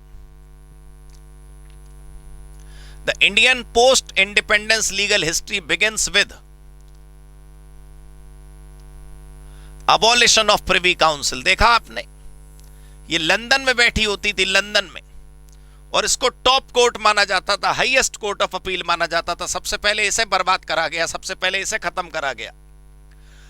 हमने उसका जुरिस्डिक्शन हटा दिया, कोई न्यू अपील उसको नहीं जाएगी, वो जो ब्रिटिश में बैठी है, इंग्लैंड में बैठी है, और ना ही पुरानी कोई अधिकार उसके पास रहेंगे। सारे केसेस जो पुराने पेंडिंग थे वो सुप्रीम कोर्ट को दे दिए गए और भारत के अपने कानूनी सिस्टम की स्थापना हुई। ये देखिए, 29 अगस्त 1947 को डॉक्टर बी.आर. अंबेडकर की अध्यक्षता में संविधान सभा बनाई गई। 26 नवंबर 1949 को कॉन्स्टिट्यूशन ऑफ इंडिया पास करा गया, जिसको आज लॉ डे कहते हैं। 26 जनवरी 1950 को कॉन्स्टिट्यूशन ऑफ इंडिया अडॉप्ट किया गया, जो इंप्लीमेंटेशन डे है, जिसको आज आप रिपब्लिक डे बोलते हैं। इसके बाद हिंदुस्तान को ऑटोनॉमी मिल गई अपने कानून में। 26 जनवरी 1950 को सुप्रीम कोर्ट की भी स्थापना करी गई आर्टिकल 124 के मुताबिक। उस जमाने में सुप्रीम कोर्ट के अंदर 8 जजेस हुआ करते थे और आज के जमाने में 34 जजेस होते हैं। पहले 8 कैसे होते थे, 7 जजेस और 1 चीफ जस्टिस। आज 34 कैसे होते हैं, 33 जजेस और 1 चीफ जस्टिस। तो दोस्तों, ये ऐतिहासिक जो हमारा सिस्टम था वो पूरा हुआ। ये देखिए आप, हमने 2 बड़े हिस्से पूरे कर लिए, सोर्सेस ऑफ लॉ और लीगल सिस्टम इन इंडिया, जो ब्रीफ हिस्ट्री थी वो हमने पूरी कर ली। अब हम पढ़ेंगे कि हिंदुस्तान में कानून कैसे बनता है, भारत में कानून बनाने की आज की प्रक्रिया क्या है। इंडियन सिस्टम में दोस्तों, वैसे आपको पता होगा कि कानून बनाने के स्टेजेस जो हैं वो ज्यादा हैं नहीं। मतलब आप प्रैक्टिकली देखोगे तो स्टेप 1 2 3 बहुत सारे होंगे रियल लाइफ में, असलियत में जो है, लेकिन उसको मेजर मोटा मोटा देखो तो एक कोई भी व्यक्ति, चाहे वो सरकार का मंत्री हो, चाहे वो विपक्ष का व्यक्ति हो, जो भी पार्लियामेंट में बैठा है, वो व्यक्ति एक प्रपोजल लेकर आता है कि भाई मैं चाहता हूं इस बात पर कानून बने, और मैं प्रपोजल लाया हूं। उसका ड्राफ्ट तैयार होता है, उसका एक क्या कहते हैं, उसका लिखित स्ट्रक्चर तैयार होता है, और उस पर डिस्कशन होता है, वोटिंग होती है, पार्लियामेंट उसको पास कर देता है, अगर पास करता है तो, और वो राष्ट्रपति साहब के सामने सिग्नेचर के लिए जाता है। The moment he science it, it becomes a law. राष्ट्रपति महोदय के साइन करने से पहले जो कानून अभी पाइपलाइन में है, जो अभी प्रोसेस ऑफ फॉर्मेशन में है, उसको बोलते हैं बिल। और जब वो पास हो जाता है, जब माननीय राष्ट्रपति के हस्ताक्षर हो जाते हैं, तो फिर वो कहलाता है एक्ट। ठीक है, और ये तो पार्लियामेंट की बात हमने करी। उसी प्रकार किसी एक पर्टिकुलर राज्य की बात करें, कर्नाटका की, तमिलनाडु की, उत्तर प्रदेश की, तो उस पर्टिकुलर राज्य में अपनी विधानसभा होती है, वहां पर भी सरकार और विपक्ष होते हैं, दोनों में से कोई भी प्रपोजल ला सकता है, वहां पर भी वोटिंग होगी। वहां पर राष्ट्रपति की जगह माननीय राज्यपाल होते हैं, उनके सिग्नेचर के बाद वो कानून बन जाता है। जो पार्लियामेंट ने कानून बनाया वो पूरे देश में लागू होगा, और जो उस राज्य की विधानसभा ने कानून बनाया वो केवल उस राज्य में लागू होगा। सिंपल सिस्टम है, हम सब जानते हैं। चलो इसके बारे में समझते हैं। तीसरा वाला हिस्सा जो है लेजिस्लेटिव प्रोसेस इन इंडिया, जो है डिराइव्स द अथॉरिटी, उसको अथॉरिटी मिलती है कॉन्स्टिट्यूशन ऑफ इंडिया से, संविधान से। The structure of the Indian polity is federal. हमारे पास 2 टियर स्ट्रक्चर है, सेंट्रल गवर्नमेंट है, हमारे पास स्टेट गवर्नमेंट है। जो कानून देश वाला है वो पार्लियामेंट ऑफ इंडिया बनाती है, और जो राज्य वाला है वो स्टेट लेजिस्लेचर या जिसको आप विधानसभा कहते हो वो बनाते हैं। पार्लियामेंट और स्टेट लेजिस्लेचर। आर्टिकल 79 जो है संविधान का, उसमें लिखा है कि पार्लियामेंट स्थापित होगी देश के अंदर, उसमें माननीय राष्ट्रपति और 2 भवन होंगे। आप जानते हैं 2 हाउसेस कौन है, एक लोकसभा और एक राज्यसभा। लोकसभा को हाउस ऑफ द पीपल कहते हैं अंग्रेजी में, और राज्यसभा को काउंसिल ऑफ स्टेट्स कहते हैं। अब इसमें कितनी सीटें हैं और ये कैसे बनती है और चुनाव कैसे होते हैं वो सब कुछ अपने को नहीं पढ़ना, बस जो देश का कानून है वो लोकसभा प्लस राज्यसभा मिलकर बनाते हैं, और जो राज्य का कानून है वो आर्टिकल 168 में लिखा है। देखिए कि राज्य के अंदर माननीय गवर्नर साहब होंगे, और राज्य का अपना एक सिंगल हाउस होगा, लेजिस्लेटिव असेंबली, जिसको हम विधानसभा बोलते हैं। सो दिस विल बी संसद and this will be Vidhan Sabha.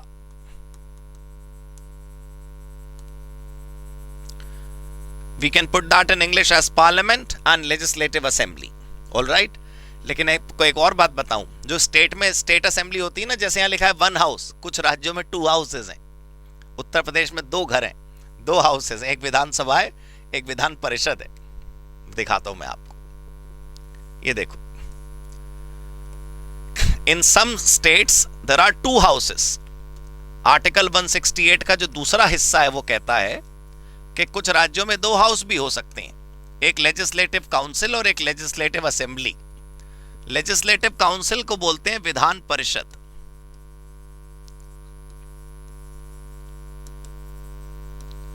Vidhan Parishad, और लेजिस्लेटिव असेंबली को बोलते हैं विधानसभा।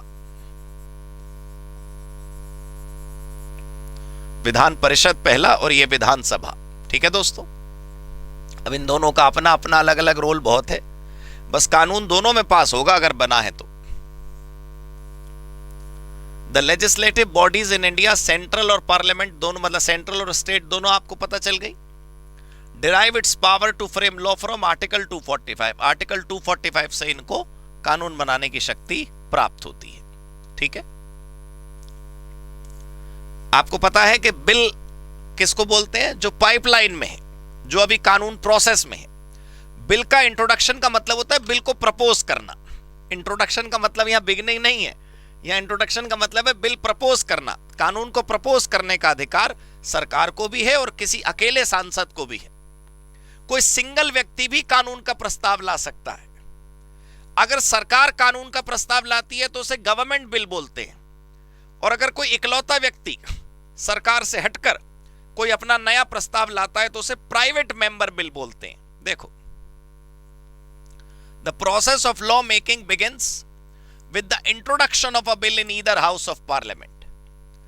अ bill can be introduced by minister और मेंबर अदर देन मिनिस्टर। मंत्री जी भी ला सकते हैं, अदर देन मंत्री जी भी ला सकते हैं। अगर मंत्री जी लाएंगे तो सरकारी बिल है वो, मंत्री जी नहीं ला रहे तो व्यक्तिगत बिल है वो। देखो, गवर्नमेंट बिल और मेंबर बिल। ठीक है, अच्छा ये ध्यान रखना कि जो बिल प्रपोज करा जाता है, जैसे देश में लोकसभा राज्यसभा दोनों हैं, संसद के 2 हिस्से हैं, तो लोकसभा और राज्यसभा दोनों में, ध्यान से सुनिएगा, लोकसभा और राज्यसभा दोनों में, बहुत ध्यान से सुनिएगा, किसी में भी आप प्रपोजल शुरू कर सकते हो। पहले आप लोकसभा में प्रपोज कर दो, फिर राज्यसभा में प्रपोज करो, या पहले राज्यसभा में प्रपोज कर दो फिर लोकसभा में प्रपोज करो, ये चलता है। एक एक्सेप्शन है इसका, मैं भी बताता हूं, बाकी आप दोनों में से किसी में भी प्रपोजल कर सकते हैं। हाँ, जो एक्सेप्शन है वो है मनी बिल। पैसों के मामलों वाला जो कानून है वो लोकसभा में जाएगा, राज्यसभा में नहीं। ठीक है ना, देखो मैं बताता हूं आपको। A bill may originate in either house, लेकिन a money bill is not introduced in the Council of States, Rajya Sabha. ये आर्टिकल 109 में लिखा है।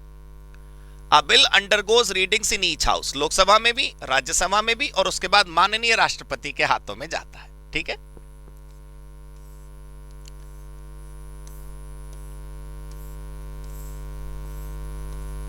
हाँ, और ये ऑर्डिनेंस के लिए है पैराग्राफ। आपको याद है मैंने कहा था कि जब पार्लियामेंट ना बैठ पा रही हो, पार्लियामेंट की सेटिंग्स में टाइम हो, पार्लियामेंट का सेशन शुरू होने में समय हो और देश में कोई आफत है, कोई अर्जेंट सिचुएशन है जिसके लिए कानून बनाना जरूरी है या पुराने कानून का बदलाव जरूरी है, तो राष्ट्रपति महोदय हस्ताक्षर कर सकते हैं और ऑर्डिनेंस बना सकते हैं।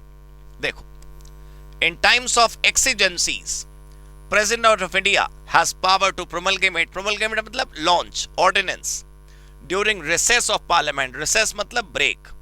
The tenure of an ordinance can vary from 6 weeks to 6 month. 6 हफ्तों से 6 महीने के लिए हो सकता है। अच्छा, राष्ट्रपति जब अध्यादेश लाएंगे, ऑर्डिनेंस को हिंदी में अध्यादेश बोलते हैं, तो देश के लिए होगा। लेकिन राज्य के जो गवर्नर हैं, स्टेट के जो गवर्नर हैं, राज्य के जो राज्यपाल हैं, वो जब कोई कानून पर साइन करेंगे, अध्यादेश लाएंगे, तो वो सिर्फ उस राज्य के लिए लगेगा। Similar powers have been provided to the governor of state under article 213 of the constitution for the territorial limit of the concerned state. तो राष्ट्रपति के द्वारा साइन करा गया ऑर्डिनेंस पूरे देश के लिए और राज्यपाल साहब के द्वारा साइन करा गया ऑर्डिनेंस केवल उस राज्य के लिए। ठीक है, अब देखो दोस्तों, हम 3 हिस्से पूरे कर चुके हैं। Sources of law, legal system in India, legislative process in India, और अब हमें पढ़ना है court process in India. Hindustan में किस किस लेवल के, कौन कौन से टाइप के, कौन कौन से कैटेगरीज के जजेस हैं। और दोस्तों, इस वाले हिस्से के लिए मैं आपको एक और बात बताऊं कि जजेस के अलावा कुछ अथॉरिटीज के नाम भी यहां पर दिए हुए हैं, जैसे मिनिस्ट्री ऑफ कॉर्पोरेट अफेयर्स, जैसे आरबीआई, जैसे सेबी। उनके बारे में भी तुमको जानना चाहिए। और जो जजेस हैं उनका लेवल बस तुम याद कर लेना कि ये इस लेवल पर, ये इस लेवल पर, ये इस लेवल पर और ये टॉप लेवल पर। बाकी तुम्हें जजेस के ऊपर भी पीएचडी नहीं करनी। देखो क्या है, जब तुम सीएमए कर रहे हो और लॉ तुम्हारे पास एक सब्जेक्ट है, तो बीच बीच में अदालतों के नाम इस्तेमाल होते हैं, तो कम से कम तुम्हें आइडिया रहना चाहिए कि ये लोअर कोर्ट है या अपर कोर्ट है। इसलिए ये सब कुछ तुम्हें इंट्रोडक्शन के टाइम पर पढ़ाया जा रहा है। बाकी अपने को कोर्ट प्रोसीजर्स नहीं समझने कि विटनेस के रूल क्या हैं और वो अरेस्ट के रूल क्या हैं और वो ट्रांसपोर्ट करना हो कैदी को एक जगह से दूसरी जगह, जेल के रूल क्या, ये सब कुछ नहीं पढ़ना है। अपने को बेसिक आइडिया लेना है कि अदालतों के प्रकार कौन कौन से हैं, अलग अलग अथॉरिटीज कौन कौन सी हैं। तो अब हम पढ़ते हैं दोस्तों 4th वाला हिस्सा, court system in India. Court system अब शुरू करते हैं। भारत का कोर्ट सिस्टम अपने इंडेक्स के हिसाब से 4th टॉपिक।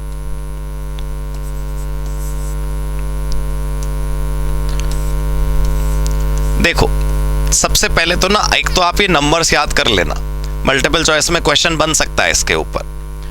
आपको याद करना है कि जो हमारा लीगल सिस्टम है उसके बारे में कॉन्स्टिट्यूशन में जो प्रोविजंस लिखे हुए हैं, संविधान के अंदर जो लीगल सिस्टम है, जजेस के बारे में जो बताया गया है, पार्ट 5 के अंदर चैप्टर 4 है सुप्रीम कोर्ट के बारे में।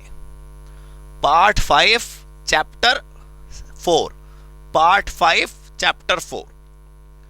और पार्ट 6 के अंदर चैप्टर 5 है हाई कोर्ट और चैप्टर 6 है सबऑर्डिनेट कोर्ट्स। मतलब कुल मिलाकर ऐसे बात कर लो तो सुप्रीम कोर्ट टॉप पर है, उसके बाद हाई कोर्ट है और उसके बाद लोअर कोर्ट है, जिनको हम सबऑर्डिनेट कोर्ट्स कह रहे हैं। तो हमारे पास 3 प्रकार की अदालतें हो गई। टॉप लेवल पे ऑनरेबल सुप्रीम कोर्ट, उसके बाद ऑनरेबल हाई कोर्ट और उसके बाद honourable subordinate courts which we consider as lower courts. तो इन तीनों प्रकार की जो अदालतें हैं उनकी जो रूल्स हैं वो संविधान में कहां-कहां लिखे हैं। पार्ट 5 ऑफ कॉन्स्टिट्यूशन के अंदर चैप्टर 4 है about supreme court and part 6 of constitution के अंदर चैप्टर 5 है हाई कोर्ट एंड चैप्टर 6 है सबऑर्डिनेट कोर्ट। ठीक है, और एक बात और आपको बताऊं कि जो सुप्रीम कोर्ट है उसके अंदर कोई वैरायटी नहीं होती, वो एक ही है। हाई कोर्ट के अंदर भी कोई वैरायटी नहीं होती, हर राज्य का अपना एक ही है। लेकिन जो सबऑर्डिनेट कोर्ट है इसके 2 अलग अलग कैटेगरीज हैं। इसमें सिविल कोर्ट अलग होते हैं और क्रिमिनल कोर्ट अलग होते हैं। सिविल कोर्ट दीवानी अदालत हिंदी में और क्रिमिनल कोर्ट फौजदारी अदालत। दोनों में अंतर क्या है कि सिविल कोर्ट में दो पक्षों के बीच का युद्ध होता है। यहां पर हम कोई कानून नहीं तोड़ रहे होते, हमने किसी के साथ कुछ गलत किया होता है। क्रिमिनल कोर्ट के अंदर क्या होता है कि आपने कोई ऑफेंस करा होता है जिसकी पनिशमेंट फिक्स प्रिस्क्राइब्ड है। तो वो देखते हैं।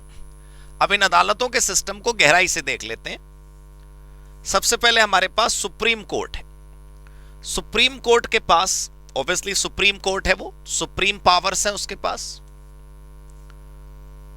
देखिए 6 शक्तियां सुप्रीम कोर्ट की आपके इंस्टीट्यूट के मटेरियल में लिखी है थी, वहां से उठा के हमने इस चित्र के अंदर पुट कर दी।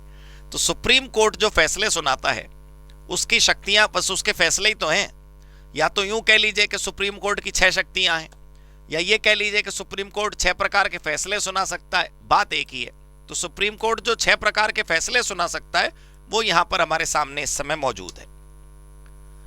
पहला है ओरिजिनल जुरिस्डिक्शन। ओरिजिनल का मतलब होता है अपील नहीं, पहली अदालत। कुछ ऐसे मामले हैं जिनमें ये पहली अदालत है सुप्रीम कोर्ट, सबसे पहले ही यहां पहुंच जाती है। कौन लोग? केंद्र सरकार और राज्य सरकार का झगड़ा, 2 राज्य सरकारों के बीच का झगड़ा, वो यही आता है original jurisdiction. Writ jurisdiction, writ मतलब जब संविधान के अंदर दिए हुए फंडामेंटल राइट जो हमारे हैं अगर उन्हें छीन लिया जाता है तो वो यहां पर रिट जुरिस्डिक्शन के अंतर्गत हम सीधे सुप्रीम कोर्ट में जा सकते हैं। वैसे हाई कोर्ट में भी जा सकते हैं, सुप्रीम कोर्ट में भी जा सकते हैं। एपेलेट जुरिस्डिक्शन, यदि माननीय हाई कोर्ट के फैसले से आप संतुष्ट नहीं है तो आप अपील करने जा सकते हैं और सुप्रीम कोर्ट के पास पावर है कि हाई कोर्ट के फैसले को उलट पलट कर सके। Fourth, advisory powers. Advisory jurisdiction, advisory शक्ति क्या है? माननीय राष्ट्रपति को यह सलाह दे सकता है। 5वां, पनिशमेंट फॉर कंटेम्प्ट। यदि आपने अदालत की अपमान किया, अदालत की अवहेलना करी, अदालत की बात नहीं मानी, उनको डिसोबे करा, तो बस ये खा जाएगी। ठीक है, आर्टिकल 215 में ये शक्ति इनको दी गई है। रिव्यू जुरिस्डिक्शन, ये अपने ही फैसले को रिव्यू कर सकते हैं, खुद के ऑर्डर को, खुद के जजमेंट को रिपीट मतलब वो रिवाइज कर सकते हैं। ये शक्तियां हैं सुप्रीम कोर्ट की। अब हाई कोर्ट के पास चलते हैं। चलो दोस्तों, now we have the high court. भाई जैसे सुप्रीम कोर्ट देश का टॉप है, ये अपने इलाके का टॉप होता है, राज्य का। High court are the second highest court in the hierarchy. Chapter 5 part 6 of the constitution. Constitution bestows the following powers. जैसे हमने सुप्रीम कोर्ट की शक्ति पढ़ी, वैसे यहां पर हाई कोर्ट की शक्तियां देख लीजिए, ABCD करके कुल 5 शक्तियां। तो वही तरीका है सुप्रीम कोर्ट जैसा। या तो ये कह लीजिए कि 5 प्रकार की शक्तियां हाई कोर्ट के पास हैं, या यूं कह लीजिए कि 5 प्रकार के फैसले हाई कोर्ट कर सकता है। कौन कौन से? पहला, ओरिजिनल जुरिस्डिक्शन, मतलब सीधे हम यहां पर आ सकते हैं। कौन से मामलों को लेकर के? देखिए, फंडामेंटल राइट्स के मामलों को लेकर के, डिस्प्यूट्स इलेक्शंस के हो उसको लेकर के, मतलब केंद्र सरकार के इलेक्शन हो चाहे राज्य सरकार के, रेवेन्यू मैटर्स को लेकर के सीधे हम यहीं पर आ सकते हैं। रिट जुरिस्डिक्शन मतलब जहां पर फंडामेंटल अधिकार छीने जाएं। एपेलेट जुरिस्डिक्शन मतलब अपील करने के लिए दोस्तों, वही जो लोअर कोर्ट हैं, जो सबऑर्डिनेट कोर्ट हैं, अगर हम उनके फैसलों से संतुष्ट नहीं है तो हम यहां पर आ सकते हैं। उसके बाद पावर ऑफ सुपरिंटेंडेंस मतलब एडमिनिस्ट्रेशन ओवर लोअर कोर्ट। भाई जितने भी राज्य के अंदर सबऑर्डिनेट कोर्ट है ना, उनका एडमिनिस्ट्रेशन, उनके जजेस का अपॉइंटमेंट, उनके कोर्ट प्रोसीजर्स, उनके सिस्टम सब हाई कोर्ट फिक्स करता है। और आखिरी है पनिशमेंट फॉर कंटेम्प्ट, मतलब यदि मान लो अदालत का डिसोबे करा आपने यहां पर भी, तो ये आपके खिलाफ एक्शन ले सकते हैं। तो हाई कोर्ट के कुल ये 5 और सुप्रीम कोर्ट के ये कुल 6 जो हमारे पास थी वो पावर्स थी। अब इसके बाद लोअर कोर्ट। लोअर कोर्ट में दोस्तों मैंने तुम्हें बताया, देखो सबसे पहली जो बात तुम्हें समझनी चाहिए वो ये कि लोअर कोर्ट में 2 प्रकार की अदालतें हैं, एक सिविल कोर्ट है और एक क्रिमिनल कोर्ट है। ये देखो, क्रिमिनल और civil. Chapter 6 of part 6 of constitution बताता है कि हाई कोर्ट के अंडर सबऑर्डिनेट कोर्ट से 2 अलग अलग ब्रांचेस हैं इनकी, एक सिविल कोर्ट है, क्रिमिनल कोर्ट है। हम पहले क्रिमिनल कोर्ट स्ट्रक्चर पढ़ेंगे और उसके बाद सिविल कोर्ट स्ट्रक्चर पढ़ेंगे। ये देखिए, क्रिमिनल कोर्ट स्ट्रक्चर में सबसे ऊपर होते हैं सेशन कोर्ट। अच्छा, मैं एक बात ये बता दूं कि जैसे क्रिमिनल जजेस के बारे में हम पढ़ रहे हैं, क्रिमिनल कोर्ट्स के बारे में हम पढ़ रहे हैं, क्रिमिनल लेवल की अदालतों के बारे में हम समझ रहे हैं, तो ये जो हम अदालतों के बारे में समझ रहे हैं, इनके बारे में भी देखो मैंने कुछ कुछ चुनिंदा बातें यहां पर लिख रखी हैं। एक प्रकार से मैंने बताऊं, मैंने शक्तियां लिख रखी हैं इनकी मैक्सिमम। सर इसे जरूर पढ़ना। देखो मेरे बनाए गए नोट्स में भी अगर तुम एडिटिंग करोगे ना कि ये काट छाट कर लेते हैं, ये पढ़ लेते हैं और ये छोड़ लेते हैं, तो फिर कुछ नहीं हो पाएगा। ठीक है, मैंने अच्छे तरीके से काट छाट करी है, मैंने बढ़िया एडिटिंग करके मैं लेकर आया हूं आपके सामने नोट्स। तो मेरे होमवर्क के बाद आपको कोई होमवर्क नहीं करना सर। ठीक है, जो मैं करवा रहा हूं वो पूरा करना है आपने, याद रखिएगा इस बात को। तो the court has power to try any criminal matter. जो टॉप लेवल है क्रिमिनल कोर्ट में वो है सेशन जज, the session court, any criminal matter, any punishment.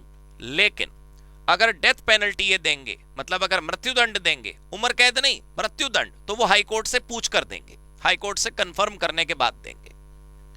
Session court के बाद है मेट्रोपॉलिटन मजिस्ट्रेट। मेट्रोपॉलिटन एरियाज होते हैं ना, कौन से मेट्रोपॉलिटन एरिया जहां 10 लाख से ज्यादा की जनसंख्या है। This is a special court established by the state government. High court से पूछकर ये बनाए जाते हैं in metropolitan areas. Metropolitan area मतलब जहां पर मोर देन 1 मिलियन पॉपुलेशन है, ये सेशन कोर्ट के नीचे आते हैं। राइट, ये कोई भी जजमेंट पास कर सकते हैं, लेकिन ये मृत्युदंड नहीं दे सकते, डेथ पेनल्टी नहीं दे सकते, ये लाइफ इंप्रिजनमेंट नहीं दे सकते, और 7 साल से ज्यादा की जेल नहीं दे सकते। ये 7 साल से कम की जेल दे सकते हैं। ये इतनी ही पावर है इनकी। किसकी? मेट्रोपॉलिटन मजिस्ट्रेट की। अब है चीफ जुडिशियल मजिस्ट्रेट।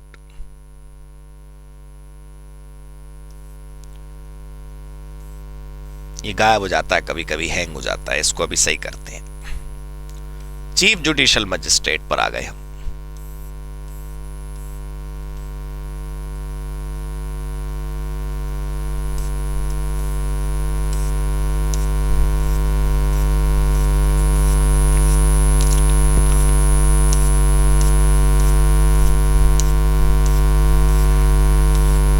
एक मिनट बस आप रुके रहिए, अभी आया बस चीफ जुडिशियल मजिस्ट्रेट, आने ही वाले हैं अभी।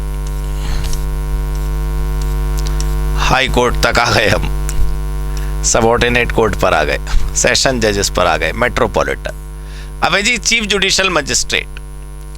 राइट, ये भी हाई कोर्ट के सबऑर्डिनेट होते हैं ऑब्वियसली। अलग अलग नंबर ऑफ कोर्ट्स बनाए जा सकते हैं। देखो, फर्स्ट क्लास मजिस्ट्रेट होते हैं, सेकंड क्लास मजिस्ट्रेट होते हैं, और उनको हेड करते हैं चीफ जुडिशियल मजिस्ट्रेट। इनकी शक्ति पिछले जैसी है, मेट्रोपॉलिटन जज जैसी ही शक्ति इनकी है। ये फांसी नहीं दे सकते, उम्र कैद नहीं दे सकते, और 7 साल से ज्यादा की जेल नहीं दे सकते। ये यहां लिखा। वो रीड तो आप कर लोगे, मैं तो काम की बात बता रहा हूं। बढ़िया बढ़िया, चलो। इसके बाद ये होते हैं एग्जीक्यूटिव मजिस्ट्रेट। आपने डीएम साहब सुना है? डीएम साहब को झगड़ा थोड़ी निपटाते हैं, लेकिन है तो मजिस्ट्रेट वो भी। डिस्ट्रिक्ट मजिस्ट्रेट, डीएम, अपार शक्तियां हैं ना उस पे, लेकिन एडमिनिस्ट्रेशन की शक्तियां हैं। वो एग्जीक्यूटिव लेवल के मजिस्ट्रेट हैं। प्रशासन चलाना है उनको, फैसले नहीं सुनाने, झगड़े नहीं निपटाने, लॉ एंड ऑर्डर मेंटेन रखना है उनको, शहर के में सब कुछ शांतिपूर्ण ढंग से हो, यह ध्यान रखना है उनको। The functions and powers of executive magistrate are more or less administrative in nature and are for maintaining law and order. State government इन्हें अपॉइंट करती है और इनकी जॉब जुडिशियल ऑफिसर वाली नहीं होती। ये होते हैं दोस्तों क्रिमिनल कोर्ट के लेवल्स। आपने देख लिया होगा, टॉप पे सुप्रीम कोर्ट, लेवल 2 पे हाई कोर्ट, और ये पूरा नीचे जितना है ये एक ही लेवल है, level 3। Supreme court, high court और subordinate court, district and session जज, एडिशनल सेशन जज, असिस्टेंट सेशन जज, chief judicial magistrate of the first class, second class magistrate, special magistrate, chief metropolitan magistrate और metropolitan magistrate. So this hierarchy थोड़ा सा आपको याद करनी चाहिए, ठीक है? इसको इग्नोर मत करिएगा। नाउ अब सिविल कोर्ट स्ट्रक्चर देखते हैं। ये थोड़ा छोटा है। सिविल कोर्ट स्ट्रक्चर में ज्यादा लेवल्स नहीं है, सिविल कोर्ट स्ट्रक्चर में लेवल्स बहुत कम है। देखो, district court is the highest civil court, जिला जज सबसे टॉप लेवल है, जुडिशियल और एडमिनिस्ट्रेटिव दोनों शक्तियां उनके पास है। According to article 233, appointment of district जज गवर्नर साहब करेंगे in consultation with the high court. ये बातें आपको एग्जाम में पूछी जा सकती हैं कि इसका अपॉइंटमेंट जैसे साफ साफ लिखा है गवर्नर करेंगे, तो आप गवर्नर पे टिक करना, कभी आप स्टेट गवर्नमेंट पे टिक कर दो, कंफ्यूजन नहीं होना चाहिए। और यहां पर 3 लेवल्स हैं, सब जज, एडिशनल सब जज और मुंसिफ कोर्ट। लेकिन इनके ऊपर कौन था आपको याद होगा, डिस्ट्रिक्ट जज, उसके नीचे सब जज, उसके नीचे एडिशनल सब जज और उसके नीचे मुंसिफ। ये सिविल कोर्ट्स हैं। Supreme court, high court, district court, subordinate जज क्लास 1, सबऑर्डिनेट जज क्लास 2, मेट्रोपॉलिटन सिटी में स्मॉल कॉजेस का कोर्ट और मुंसिफ court, third class magistrate class 3। अब ये जो है ना सर, अभी अगले पेज पे मत जाओ, ये जो जैसे आपने जजेस का सिस्टम पढ़ा, तो इनके अंदर अपने अपने बहुत रूल्स हैं। आप किसी के सामने अपने घर में कोई लॉ की नॉलेज रखता हो, कोई वकील हो या कोई लॉ एक्सपर्ट हो, आप उसको ये पेपर्स दिखाओगे ना तो उसको लगेगा यार ये तो कुछ भी नहीं है। भाई तो उसके लिए कुछ नहीं है, हमारे लिए बहुत कुछ है। हमको एलएलबी थोड़ी करनी है, हमको वकालत थोड़ी करनी है, हमको वकालत का एक्सपर्टाइज नहीं चाहिए। हमारे लिए 10% वेटेज रखने वाला मासूम सा चैप्टर है, इसको ध्यान रखकर पढ़िएगा। और सीएमए फाउंडेशन सीएमए नहीं है, सीएमए फाउंडेशन एक दरवाजा है सीएमए में प्रवेश करने का। इस बात को ध्यान में रखकर आप पढ़िएगा, ठीक है। चलो, अब इसके बाद है ट्रिब्यूनल सिस्टम। ट्रिब्यूनल होती हैं विशेष अदालतें, अब उसके बारे में समझते हैं। ट्रिब्यूनल के बारे में कभी सुना है वैसे आपने? ट्रिब्यूनल बोलते हैं दोस्तों विशेष अदालत को। वो भी है अदालत ही, लेकिन वो विशेष मामलों के लिए बनाई गई अदालत है। वो मशहूर डायलॉग हिंदी सिनेमा का आपने सुना होगा, तारीख पे तारीख, जो हमारे देश में चलती है, जो सिस्टम हमारे यहां पर है, उसमें अदालतें दोस्तों बहुत लोडेड हैं, ओवरलोडेड हैं। छोटी सी बात होती है, हम केस कर देते हैं, पड़ोसी के घर का पानी हमारे आंगन में आ गया, अब हम पहुंच गए कचहरी। एक बार भी हमने उससे मुलाकात करने का प्रयास नहीं करा, हमने उससे कुछ समझने समझाने का प्रयास नहीं करा। I'll see you in the court बोला हमने गुस्से में और बस हम पहुंच गए अदालत। तो सर भार तो बढ़ता चला जाएगा ना, सिविल मैटर्स हो या क्रिमिनल। तो हमारे देश में जो विशेष मैटर्स हैं उनके लिए विशेष अदालतें हैं। जैसे मैं आपको बताऊं, कंपनी लॉ के झगड़े, कंपनियों के अंदर जितना भी गवर्नेंस चलती है, कंपनियां जो हमारे देश में, private company, public company, listed company वगैरह वगैरह आप सुनते होंगे, देश में जो कॉर्पोरेट जगत है उसके मामले नॉर्मल अदालतों में नहीं जाते, अलग अदालत है हमारे देश में, नेशनल कंपनी लॉ ट्रिब्यूनल। इसी प्रकार एनवायरमेंट प्रोटेक्शन, पर्यावरण प्रदूषण के जो मुद्दे हैं वो नॉर्मल अदालतों में नहीं जाते, अलग अदालत है हमारे देश में, नेशनल ग्रीन ट्रिब्यूनल, एनजीटी। तो ट्रिब्यूनल सिस्टम एक अच्छा सिस्टम है और कई कानूनों के अंतर्गत अलग अलग ट्रिब्यूनल हमारे देश में बनाई गई हैं। हालांकि कुछ ट्रिब्यूनल्स ऐसी हैं जिन पे वर्कलोड कम है और कुछ ट्रिब्यूनल्स ऐसी हैं जो खुद सोच रही हैं अब हम क्या करें, हम पर ओवरलोड हो गया। लेकिन हाँ, एक सिस्टम है विशेष अदालतों का, उसको ट्रिब्यूनल कहते हैं। आइए देखते हैं the tribunal system in India. Tribunals are institutions established for discharging judicial और क्वासी जुडिशियल ड्यूटीज। जुडिशियल मतलब जुडिशियल और क्वासी जुडिशियल मतलब पार्टली जुडिशियल। क्वासी शब्द का वैसे मतलब होता है आधा, तो क्वासी मतलब पार्टली जुडिशियल। क्योंकि क्या होता है, जैसे नॉर्मल अदालतों में सिस्टम क्या है आप मुझे बताइए। जो माननीय जज हैं वो बहुत विद्वान है, मैं उनकी विद्वता पर शक नहीं कर रहा, लेकिन जो जज साहब हैं उनको कानून का ही तो ज्ञान है। मान लो शेयर मार्केट का मसला हो, उसमें कोई झगड़ा हो, तो जज को शेयर मार्केट का भी तो थोड़ा बहुत ज्ञान होना चाहिए ना। तो ट्रिब्यूनल में दोनों प्रकार के लोग बैठे होते हैं जज के रूप में। ट्रिब्यूनल में जो जजेस की टीम बैठती है वो एक जज नहीं होता, कम से कम 2 होते हैं। उनमें से एक तो सब्जेक्ट मैटर एक्सपर्ट होता है, मान लो पर्यावरण प्रदूषण के लिए बैठे हैं वो लोग, तो उसको एनवायरमेंट एक्सपर्ट होगा वो, और दूसरा लीगल एक्सपर्ट होगा। जो जज साहब होंगे तो 2 होंगे कम से कम। तो उससे फायदा होता है सर। एक आदमी लॉ एक्सपर्ट, उसको बोलते हैं जुडिशियल मेंबर, और एक आदमी होता है टेक्निकल एक्सपर्ट, उसको बोलते हैं टेक्निकल मेंबर। टेक्निकल मतलब इंजीनियरिंग नहीं, टेक्निकल मतलब सब्जेक्ट एक्सपर्ट। तो नॉर्मल अदालतों में ऐसे नहीं होता दोस्तों, यहां होता है, इसलिए इसको बोलते हैं क्वासी जुडिशियल। इस विशेष अदालतों का सिस्टम आपने समझा कि यहां पर सिंगल जज नहीं होते, यहां पर कम से कम 2 लोग होंगे। आइए, the objective may be to reduce case load of the judiciary and to bring in subject expertise. देखा आपने, अदालत में फैसला सुनाने वाले के पास केवल लीगल एक्सपर्टाइज नहीं, सब्जेक्ट एक्सपर्टाइज भी होनी चाहिए।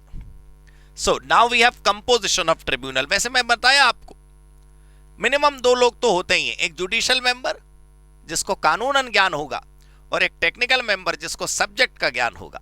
देखो, the supreme court has noted that members of tribunal may be selected from departments of the central government as well as from other expertise areas। यहां पर एक्सपर्ट मेंबर भी होंगे और जुडिशियल मेंबर्स भी होंगे। जुडिशियल मेंबर जुडिशियल बैकग्राउंड के, जैसे lawyers, high court के जजेस, ये सब कुछ, और एक्सपर्ट अपने अपनी फील्ड के एक्सपर्ट हो सकते हैं। इससे बैलेंस रहता है फैसलों में। ये कुछ एक टेबल आपके इंस्टीट्यूट की किताब में दी थी, मैंने उसकी कॉपी कर ली। यहां पर कुछ कानूनों के नाम बताए गए हैं कि इन कानूनों के अंतर्गत अलग अलग कानूनों में अलग अलग ट्रिब्यूनल बनाई गई है। जैसे मैं आपको बता रहा था, national company law appellate tribunal हमारे देश में है, डेट रिकवरी ट्रिब्यूनल हमारे देश में है, रेलवे क्लेम ट्रिब्यूनल हमारे देश में, ये अलग अलग ट्रिब्यूनल हैं, उनके नाम है, ये आप पढ़िएगा। और ये कानून हैं जो कहते हैं कि ये वाली ट्रिब्यूनल बनाओ, और यदि आप ट्रिब्यूनल के फैसले से संतुष्ट नहीं है तो भी एक और मंदिर है जहां आप जा सकते हैं। ये रही वो अदालतों के नाम, इनके बाद आप यहां पर आ सकते हैं। देखो, कुछ जगह हाई कोर्ट लिखा है, कुछ जगह सुप्रीम कोर्ट लिखा है। तो जहां पर हाई कोर्ट लिखा है वहां की ट्रिब्यूनल के बाद आप संतुष्ट अगर नहीं है तो हाई कोर्ट जा सकते हैं। सुप्रीम कोर्ट लिखा है तो यहां से संतुष्ट नहीं है तो आप सुप्रीम कोर्ट जा सकते हैं। It's common. क्लियर हुई बात? समझ आया सर आपको? Very good. चल, अब हमारे पास है ऑल्टरनेट डिस्प्यूट रेजोल्यूशन। ये क्या होता है भाई ऑल्टरनेट डिस्प्यूट रेजोल्यूशन? कचहरी में जाए बिना झगड़े निपटाना, ये तो बहुत अच्छी चीज है। एडीआर बोलते हैं इसको, ADR. This is very nice. आप सोचो, अदालत के बाहर सेटलमेंट कर लेने से अच्छा क्या है? अब इसके बारे में समझते हैं डिटेल में। अदालत में जाना कोई बुरा नहीं है, लेकिन अच्छा भी नहीं।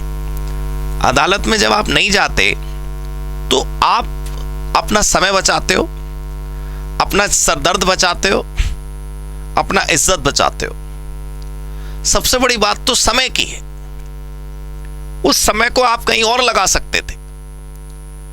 मान लिया मैंने कि हम सही हैं, हमने कोई गलती नहीं करी। भाई, तो जिसने गलती करी उससे बदला लेके भी आप क्या कर लोगे? बदला लेने से दिल का सुकून नहीं आता, समस्या का हल निकलने से दिल का सुकून आता है। हमको इस बात के बारे में समझना होगा कि ऑल्टरनेट रेमेडीज भी जब देश में मौजूद है तो हमें वो अवेल करनी चाहिए। अदालत बिना जाए भी मसले निपटाए जा सकते हैं। And I have the list of the methods available. मैं दिखाता हूं आपको